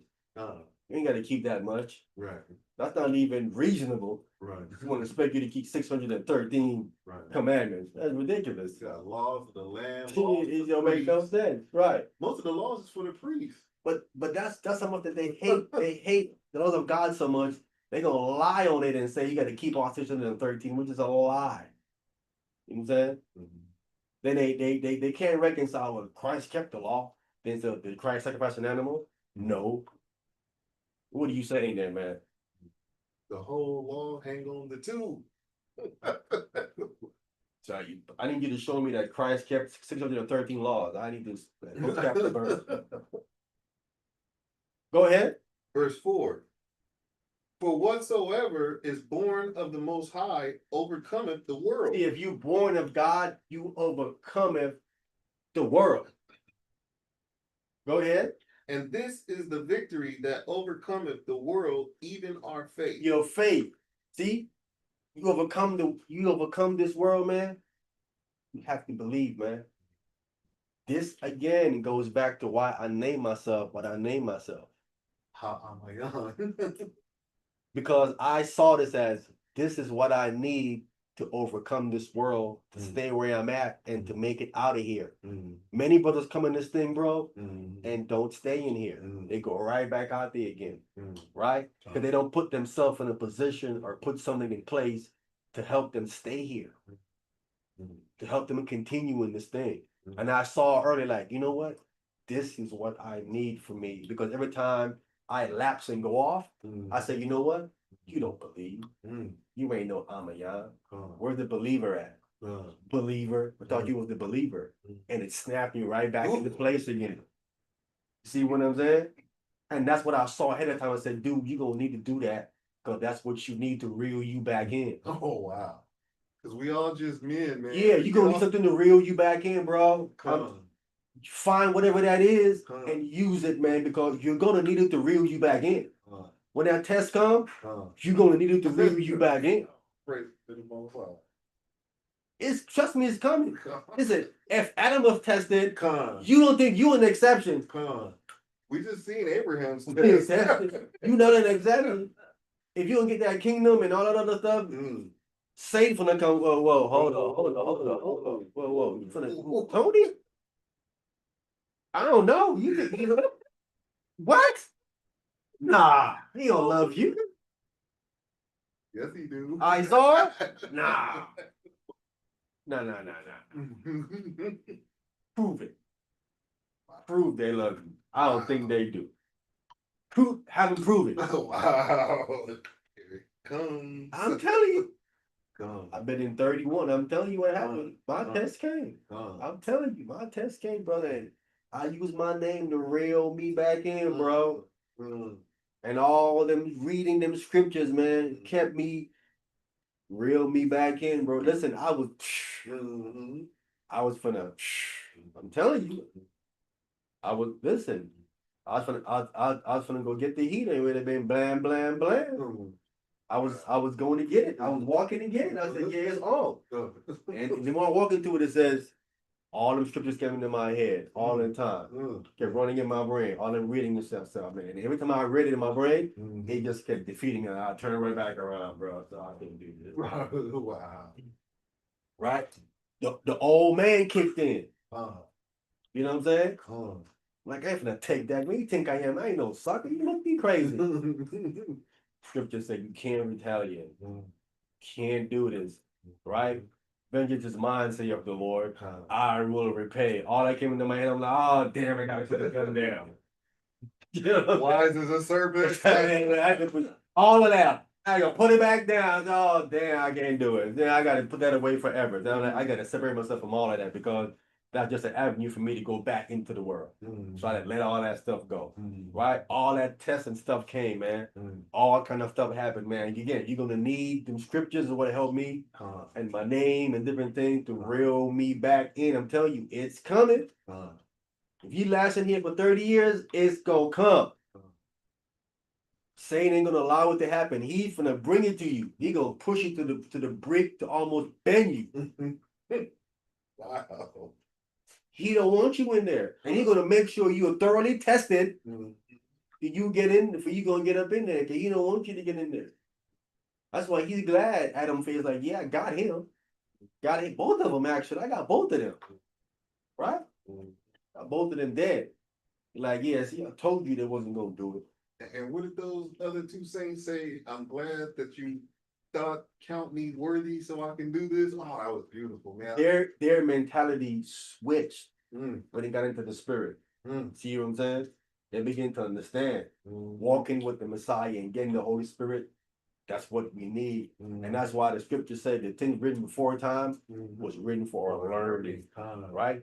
You learn from Adam, learn from Abraham, learn from the mistakes of people in the Bible that make mistakes. You learn from that. We have a plethora of witnesses to learn from to not repeat certain things and do certain things to get us through this thing. We have enough. So now we have no excuse. Right? Moses. Yeah, there's no excuse. But again, what's gonna help you, man, is get these words inside of you. You really so much that it recycles in your brain. Because when that test comes, these things are gonna recycle in your brain. Watch. Okay. The spirit gonna bring back to your mind. See, remember when Amayan said this? Remember when you read this? Remember when this? Because it's trying to get you back on the right path. It's seeing that you're about to make a deviation. So it's trying to curve you back and keep you on the straight and narrow. Right? Straight path. And it's gonna show it. If you really believe, you're gonna come right back on the straight and narrow. If you don't believe, you're gonna deviate and go off. That's why the text says, even our faith. That's what overcame it. If you really believe, Con. you're gonna lock back in. If you don't believe, you're not gonna lock back in. Mm. Beautiful. It's what's gonna make you overcome this world, right? Your faith Con. all the way to the end. All right. The next one. They make it 2 John 1 and 6. 2 John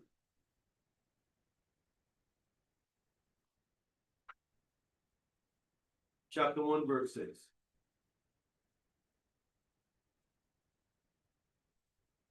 Second John chapter 1, verse 6.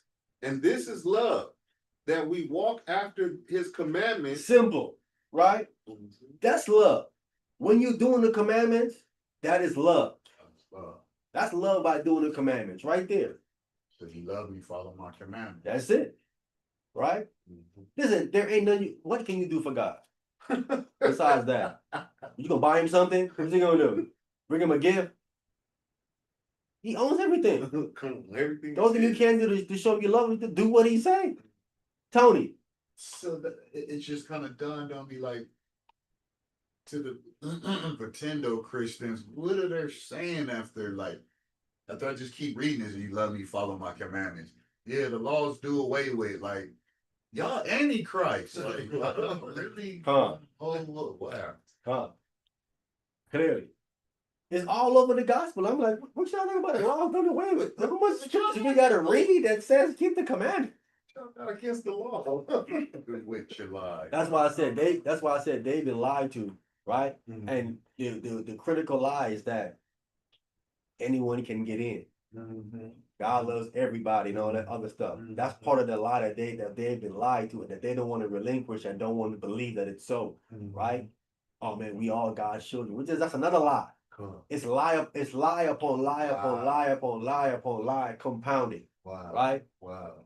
So that you forget words like delight in the law. Yeah. You know, Like man, they don't yeah. like now they don't know where they're going anymore. Mhm. They don't know where they're going anymore. The only thing that's leading them now is their flesh. Mhm. The spirit ain't leading them. It's the flesh that's leading them. There's too much lies compounded up in there. Doesn't make any sense. You can ask them one logical question and I guarantee you they have no answer. I asked them, it was up there up in the room, a lot of them up in there, the two Christian guys up in there. They up in there and they're reading in Acts chapter 7. He says, and Stephen looked up in heaven and he saw Jesus standing next to God. I said, who is Jesus standing next to if he's God? When it says right here, he saw Jesus standing next to God. Mhm. Mhm. Complete silence, bro. Mhm. Mhm. Didn't know how to answer it. Mhm. Asked him just a simple, logical question. They stumped him easy. Mhm. What you're saying is so true. Yes, but answer that just like that. Right. Right. See, they can't say that nonsense because now he's back in heaven. Mhm. If there's a Trinity, he's supposed to be back into the one body. Right. They're supposed to see one being up there. Mhm. When Stephen saw Jesus standing next to God, oh, Mhm. doctrine done. Out of there. All right, go ahead. That we walk after his commandments. This is the commandment that as ye have heard from the beginning, From when? from the beginning, From when? from the beginning. The beginning is Genesis.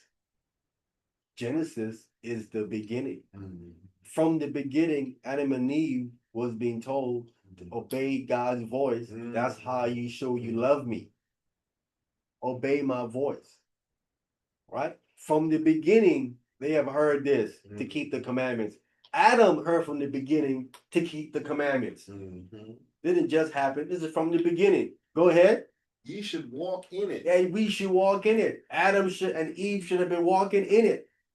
Right? Mhm. In God's commandments to not eat from that tree right there. Come. Don't eat from that tree. Listen, it's only one tree. Come. You have 50 over here, and there's one, don't take one right here, but you got 50 to choose from. What's so important about this one tree that you have to eat it when you have 50 choices over here? Mhm. You see how they said they get you? Mhm. Listen, man, that's the one he don't want you to eat from. That's the one because he know you're gonna become gods and all that other stuff and all that shit. That's the lie. That sounds like some Christian. That's the trick. That's the trick, and that's the lie. Well, See what I'm saying? This is how they set you up, right? Because what that does, it paints a bad picture on God, that God is trying to limit you from your full potential. Right. See? Yeah. That's the picture is painting to them. So listen, he's trying to limit you from becoming who you really are. He didn't want you to really be who you really are. That's why he said don't eat from that tree. But you can, and you're gonna become your full potential. They're trying to limit you. And you bind to that nonsense too. You bind to that foolishness. Because you believe that nonsense. Yes, sir. Now you gotta explain true freedom, because that was good how you just set that up. Now go ahead and Yeah. explain true freedom. True freedom is doing what your creator made you to do. That's true freedom. The minute you deviate, the minute anything deviates from the manual, what happens to it? Start the malfunction. Start the malfunction. Beautifully said, Ox. Beautifully Start the malfunction. said. Wow. Here's the manual. The manual is the commandment. Huh. This is the manual right here. Follow the manual. Can't go wrong when you follow the manual. Come. Satan wants you to go against the manual. Come. That's what he's trying to do to people. Come. That's Because once you do that, he can trip you up. He got you. He got you once you go against the manual. Everything is designed and has a function. All of it has a function. It's designed a certain way. You can't go against the function of how it was designed. You're gonna have problems. You're gonna have issues. If you put the wrong thing in your car, it's gonna break down. You put the wrong thing in your body, it's gonna break down. And it's as simple as that. People are eating the wrong thing while they're sick. You're making yourself sick. That's why I said he has weaponized food for you to hurt yourself, and then he's charging you for it. Come. Come. That's how crazy it is. Come. And that word heart attack, how you said that one? Yeah. You attacking You yourself. attacked your heart. You're the attacker. You attacked yourself. See, they don't say that to you. If doctors say that to people in the hospital, I bet you they'll stop.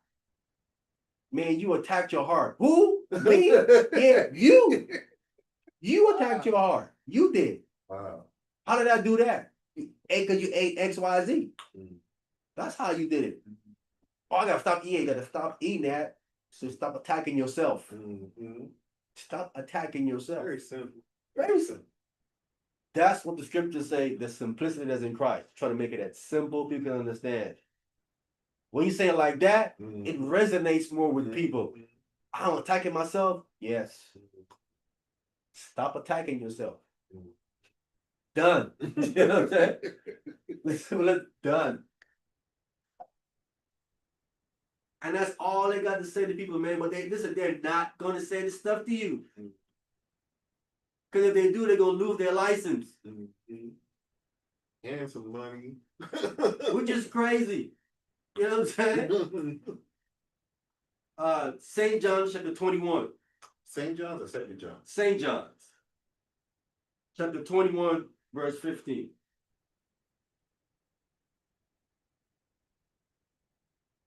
Hey man, listen, some gonna get it, but most is not. That's just the math of the whole situation, man. Some is gonna get it, most is just not gonna get it, man. And that's the math. You know. What chapter? 21, verse 15. St. John's chapter 21, verse 15. People don't know that they are the one causing their own health issues, man. They're the one causing their own problems. You don't believe. Again, if we keep reading it, you overcome this world through your faith. People don't understand. They have too much doubt. I can't do this, or I can't get that, or I can't get this girl, or I can't get this job, or I can't get this. They have too much doubt. It's too much doubt that they have. You know what I'm saying? You have to have that faith. All you gotta do what you're supposed to be doing, and watch it happen. Watch it happen. You know what I'm saying? People are so shocked. Do you know the people that are successful are the people who take risks? Yes. Yes. That's why they're successful. They take risks. And because of your fear, your non-belief, you don't want to go ahead and take the risk. And it's not even a risk. right? That's It's not even a risk. good for yourself.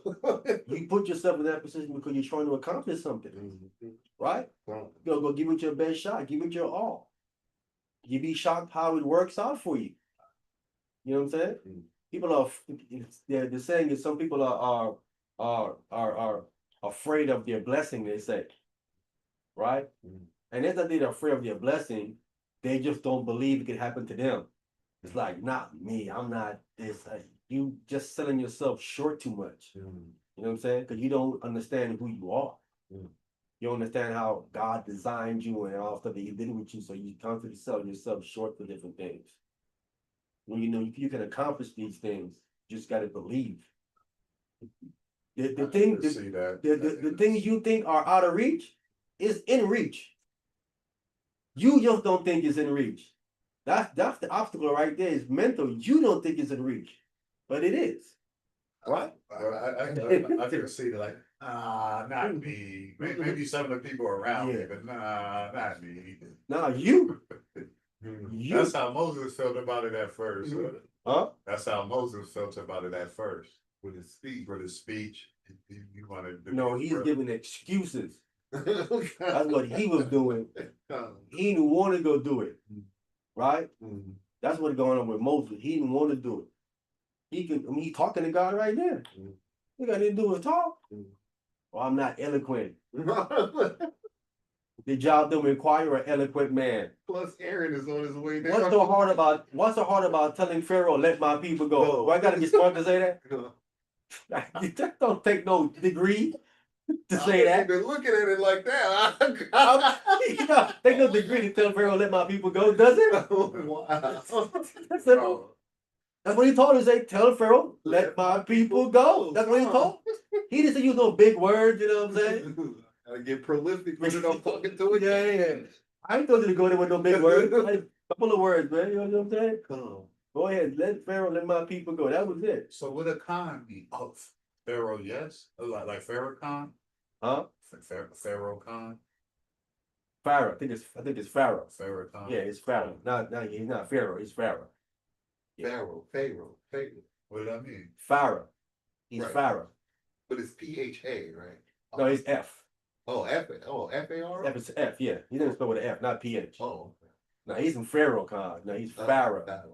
He's Pharaoh. Pharaoh Khan. There could be a link to Pharaoh there. I don't know for sure. Maybe. You know, the Muslims might be something in there. Right?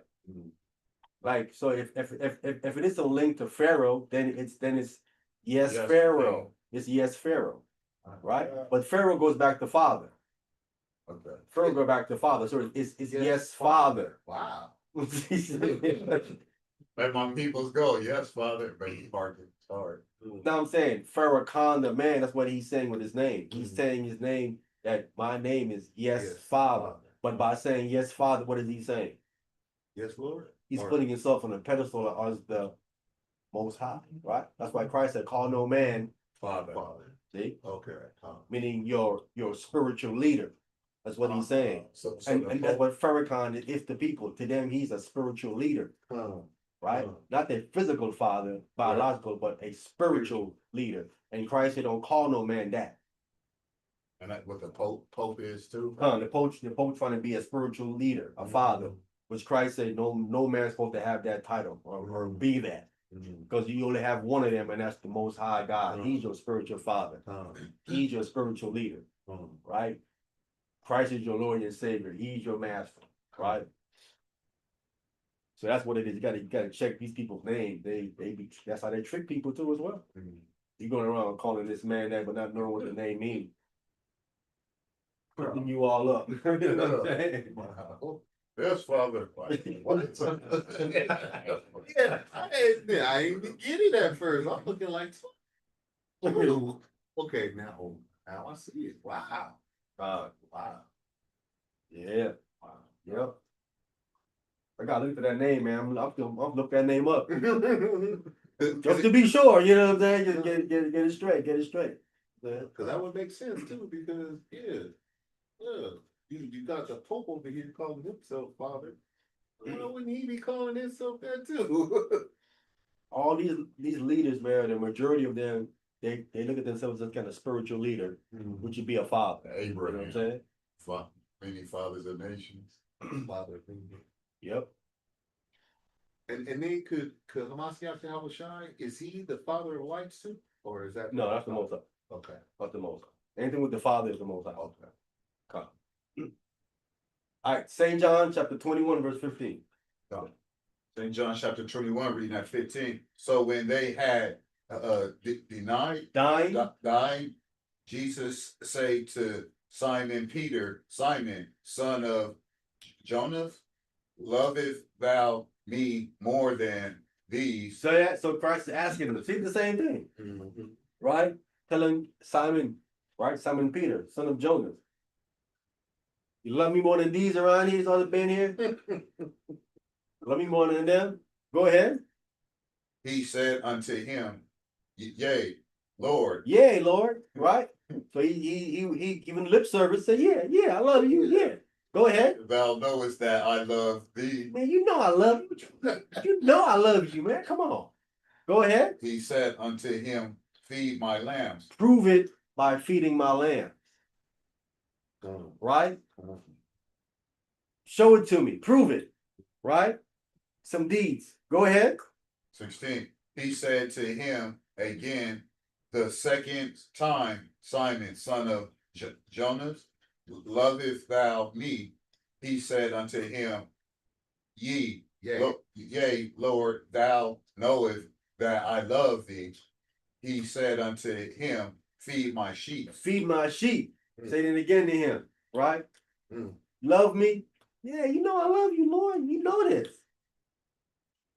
Feed my sheep then. Go ahead. 17. He said unto him the third time, Simon, son of Jonah, lovest thou me? Peter was grieved because he said unto him the third time. See, that is reality. See, the third time, see, now you're gonna be like, listen, bro, just ask me twice. I done told you, you know I love you, man. Like, what are we doing this for right now? How much time? Be like, how much time you gonna ask me? You know I love you, man. Oh, come on. You know I love you, right? Go ahead. That was me. And he said unto him, Lord, thou knowest all things. You know all things. You know all things. You know this. He says, you know all things. Go ahead. Thou knowest that I love thee. Jesus said unto him, Feed my sheep. He just told him again, feed my sheep. Jesus knows that Peter loved him. But what the Peter has to do? Knowing is one thing. Go feed my sheep. Action. Action. The action Mhm. is the relevancy of the love. Mhm. The action corroborates the love, Word. right? Come. Otherwise, it's just words, Right. right? With faith, Wow. but no word. There it is. That's why it's just words. It needs corroboration. That's what it needs. You can tell someone you love them, but how do you corroborate that? By showing. The action's what corroborates it. Oh. The action stamps it. Hmm. The action makes it real, right? Mhm. Otherwise, it's just simply words again. And that's what the Most High looking for. With Adam and Eve, the trees, he said, you love me? Let me see. The action is gonna stamp it. Prove it. The action proves it, Show. right? Not only that, you're gonna have heaven and earth as witness. Mhm. Heaven and earth can say, no, he showed it, he did it. We the witnesses of that. You know what I'm saying? Or if he didn't, no, he didn't do it. We witnessed it. Mhm. See what I'm saying? Said it. He said it, but He didn't do it. No follow up. He get the lip service, but he didn't do it. Mm. Right? And this is what has to happen. The Most High is looking for that corroboration, that stamp, right? Because God is doing it. Is he not doing it? Every day. He showed you love, you created you, Mhm. gave you breath, Mhm. right? Gave you motion, animation. Mhm. He showed you with his action that he loved you. He didn't just say, yeah, you know I love you, and then you up there just stiff. Mhm. Can't even move. You know what I'm saying? That's not what he did. So constantly, every day, the Most High showing you that he loves you. Every day he shows it. He's asking the same thing. Look, I'm showing you love you every day. Can you do the same? Can you show a little bit of love back? Reciprocate. Right? Just a little bit. I'm asking for much. I'm asking for 1 day out of 7. Can't do that. Isn't that reasonable? That's 1 out of 7. Can't do that. unreasonable.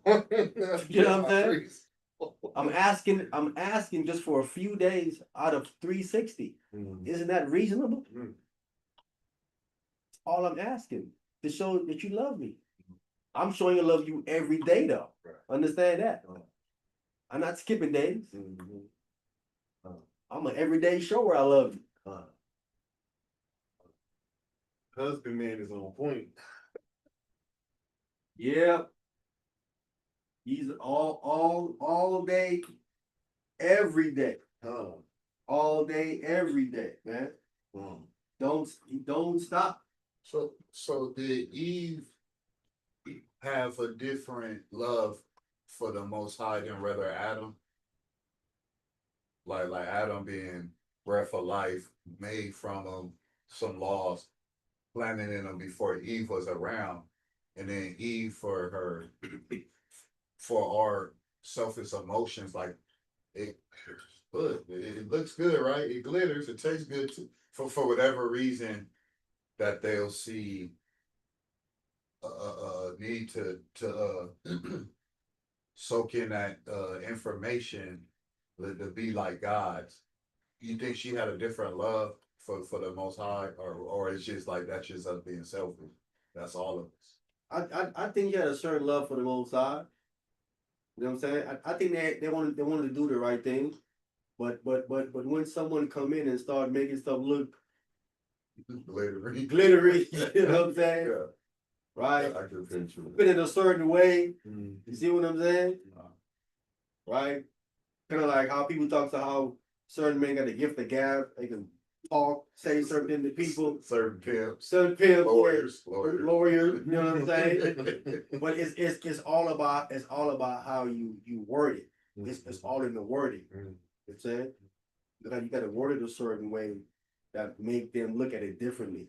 So it's about crafting their perception of the situation. See what I'm saying? Listen, you're gonna be gods. You're gonna be like gods. No good and evil. So he's crafting the perception of the situation, the tree to right? And then they look at the tree and treat it like it looks beautiful. And you listen, yeah, huh? Mhm. So it's like what you're saying is lining up when I'm looking at the tree. Mhm. So now you're swaying them over. You know what I'm saying? Now you're swaying them over. So that's how they get people. And that's the reason why the text is telling us that you would have to have that faith, right? Mhm. Since faith cometh by what? Hearing Hearing, and hearing by what? the word. The word of God. So you have to hold on to God's word, regardless of what they're saying, no matter how they're crafting it, Okay. how they spinning it. Mhm. You'd be like, now I'm holding on to God's word. Wow. I'm holding on to that. Oh man, I ain't gonna do nothing for you. I'm holding on to that, yo. I'm gonna hold on to that. You know what I'm saying? I hate what you're saying, but I'm gonna hold on to that. You know, Mhm. and that's what you gotta do. That's all you can do, man. Is hold on to the word of the Most High in Christ. That's all you can hold on to, man. That's that faith. Don't let them trick you, man. Mhm. That's their job, and that's all they can do is trick. They can't make you do it. Right. They can trick you into doing it. Mhm. And that's how they do it. And that's how they get you, trick you into doing it. And once you do it, you have such a long way to try to get back. Mhm. Right? It's a long way to try to get back. It ain't even worth it. You gotta go through so much hula hoops and so much miles you gotta go to get back. It ain't right. The text says since it was your mind to go away from the God, now you gotta seek him 10 times more. Wow. 10 times now you gotta go. It's like what? Oh. It ain't an easy road back. Wow. I'll let you know that. It ain't an easy road back. Right? Wow. Most don't make it back. Like cheating, being caught cheating. Most don't make it back, man. That's the big thing. Most don't make it back. So it's one of those things that you have to, especially where we are right now. We have enough examples of people who have done that to not do that anymore, right? We have Job example, right? We have Abraham. You got Adam, Eve. We got so much different. We have us, Israel. You know what I'm saying? It's good to show you just how the Most High love us. He could just abandon us and let us go, bro. Like, oh man, enough of them. You know what I'm saying? They mess ups. I don't say them so many times, and they just keep doing it again. Like, I mean, so that just show you if God can stick with you that much for this long, that's the least you can do, right? He been sticking with our nation for thousands of years, bro. Thousands of years, the Most High been sticking with us in slavery and out of slavery. The least we can do is reciprocate something. Listen, and he still have not got another nation. You can be like, oh man, move, I'm gonna get someone else. Because then that ain't not. You know, move over. Move to the side. He stuck it out with us.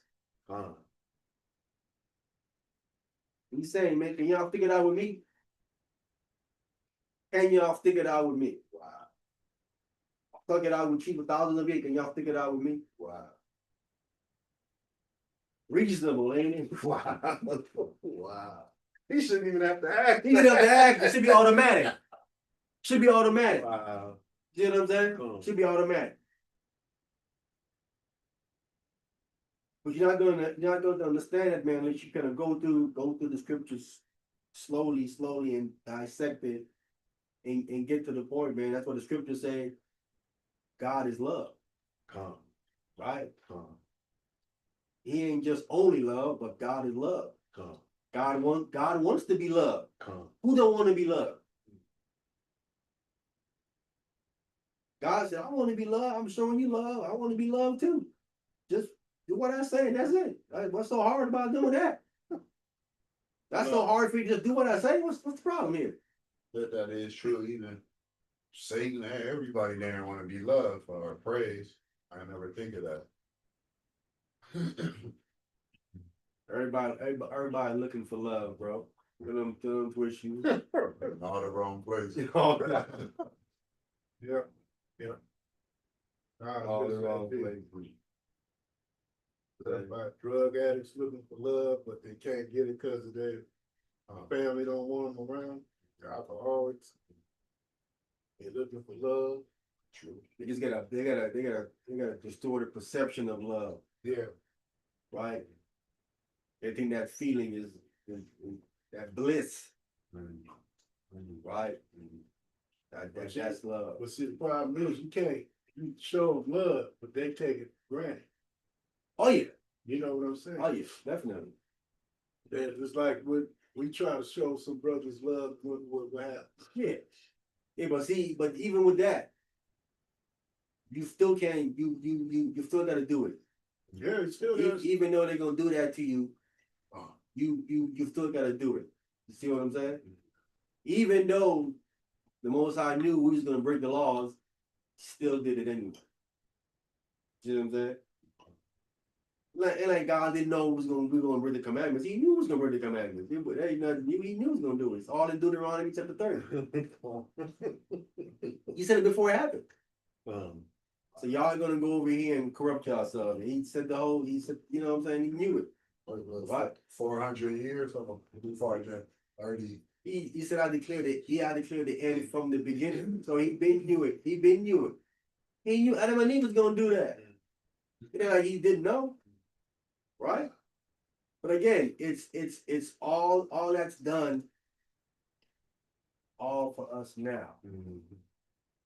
Have to learn from all of that. Right? So us today, we have no excuse. Right? Brothers run their mouth is like, man, if I was Adam, I wouldn't do that. You know what Adam, you doing exactly what Adam did. I can just present with the dumb stuff. You know what I'm saying? Come. Because if you was Adam, you knew what Adam did, felt like you did the exact same thing Adam did, right? It ain't about trying to blame Adam at this point, bro. It's to learn from what Adam did, right, and become better. Right. How crazy is it that you saw what Adam did and then repeat it? How dumb are you? Right? Instead of trying to look at what Adam did, learn from what he did. Come. Adam like, yeah, I messed up. I did. Mhm. But you can learn from my mistake. Look what you doing. Adam like, I wish I was you. You know what I'm saying? Right. I had to put this whole thing into play. Yeah, You man. learned from You me. learned from me. I had You should somebody to learn You should from. be glad that hey, Come. you know what I'm saying? You got someone to learn from, Mhm. right? Mhm. So focusing on my mistake, focusing on learning from my mistake, Mhm. right? Beautiful. Come. That's where That's what you should be locking into. Don't live about me. Hey, man, listen. Mhm. God got me, Mhm. right? Mhm. God got me, Come. right? Come. I think God got Adam. He good, Come. right? Come. God gonna redeem him. He got him, right? And I'm like, I don't know about you over there. You over there, you worry about me. Right. You worry about you. Right. You gotta get you straight, sir. Mhm. Because I'm sure like, we wouldn't have the information, but I'm sure after Adam did what he did, Adam went into priest mode, And repenting. teaching his offspring and his descendants and his daughters and all of them. He went in there. I'm sure he did a lot. Mhm. We don't have it, but he did a lot. Mhm. So he was still a king and priest? Huh? He was still a king and priest. Come. Yes. Definitely, if not a king of priests. Mhm. Definitely a king of priests. With dominion over the earth. Yeah. But that's how they would have looked at him because he had a lot of information. Remember, he named all the animals. Adam was no little dumb person. He was highly intelligent, Mhm. very highly intelligent, right? And I know he taught all his people after that, all his descendants, because he outlived some of them, Mhm. right? Mhm. He lived 930 years, so he outlived some of them. Watching them get So buried. he watched them born and die. Some of them born and die, and he's still around, right? So he taught a lot of them, so they can learn from his mistakes and stuff like that. Yes, sir. So he honored the father so his days could be long. He honored the father. Mhm. You know what I'm saying? He kept after that one mistake again. I don't like listen. I made one mistake. You making plenty, more than one. I learned from my one, and after that, I was on the straight and narrow. You, on the other hand, you ain't making one. Let's count how many you did so far. Let's count backwards. Let's count backwards. 999,000. Yes, sir. Phone accounting. I was listening to a rapper earlier, you know, Snoopy BA. Yeah. I won't say his full name, but he said, Hold on, let me Snoopy let Dad. me end the class here, man. "Oh, Hey, you done?" I'm gonna end it right now. Shabbat shalom. Shabbat shalom. I'm gonna end the live right quick, so that's all we got right there. Now we're not leaving. I'm gonna just end the live. We still on though. I'm gonna just end the live. Yeah, I see. What's that? Austin. Austin is still with us. You know what I'm The saying? other two had. Yeah. Silver Smith has fallen off. He's still driving, but that's all good. He tapped in with us for a Your minute. brother T Miles. Shalom. No, he never came on. Yeah, I hope he. All right, I'm gonna just end the live. Shabbat shalom.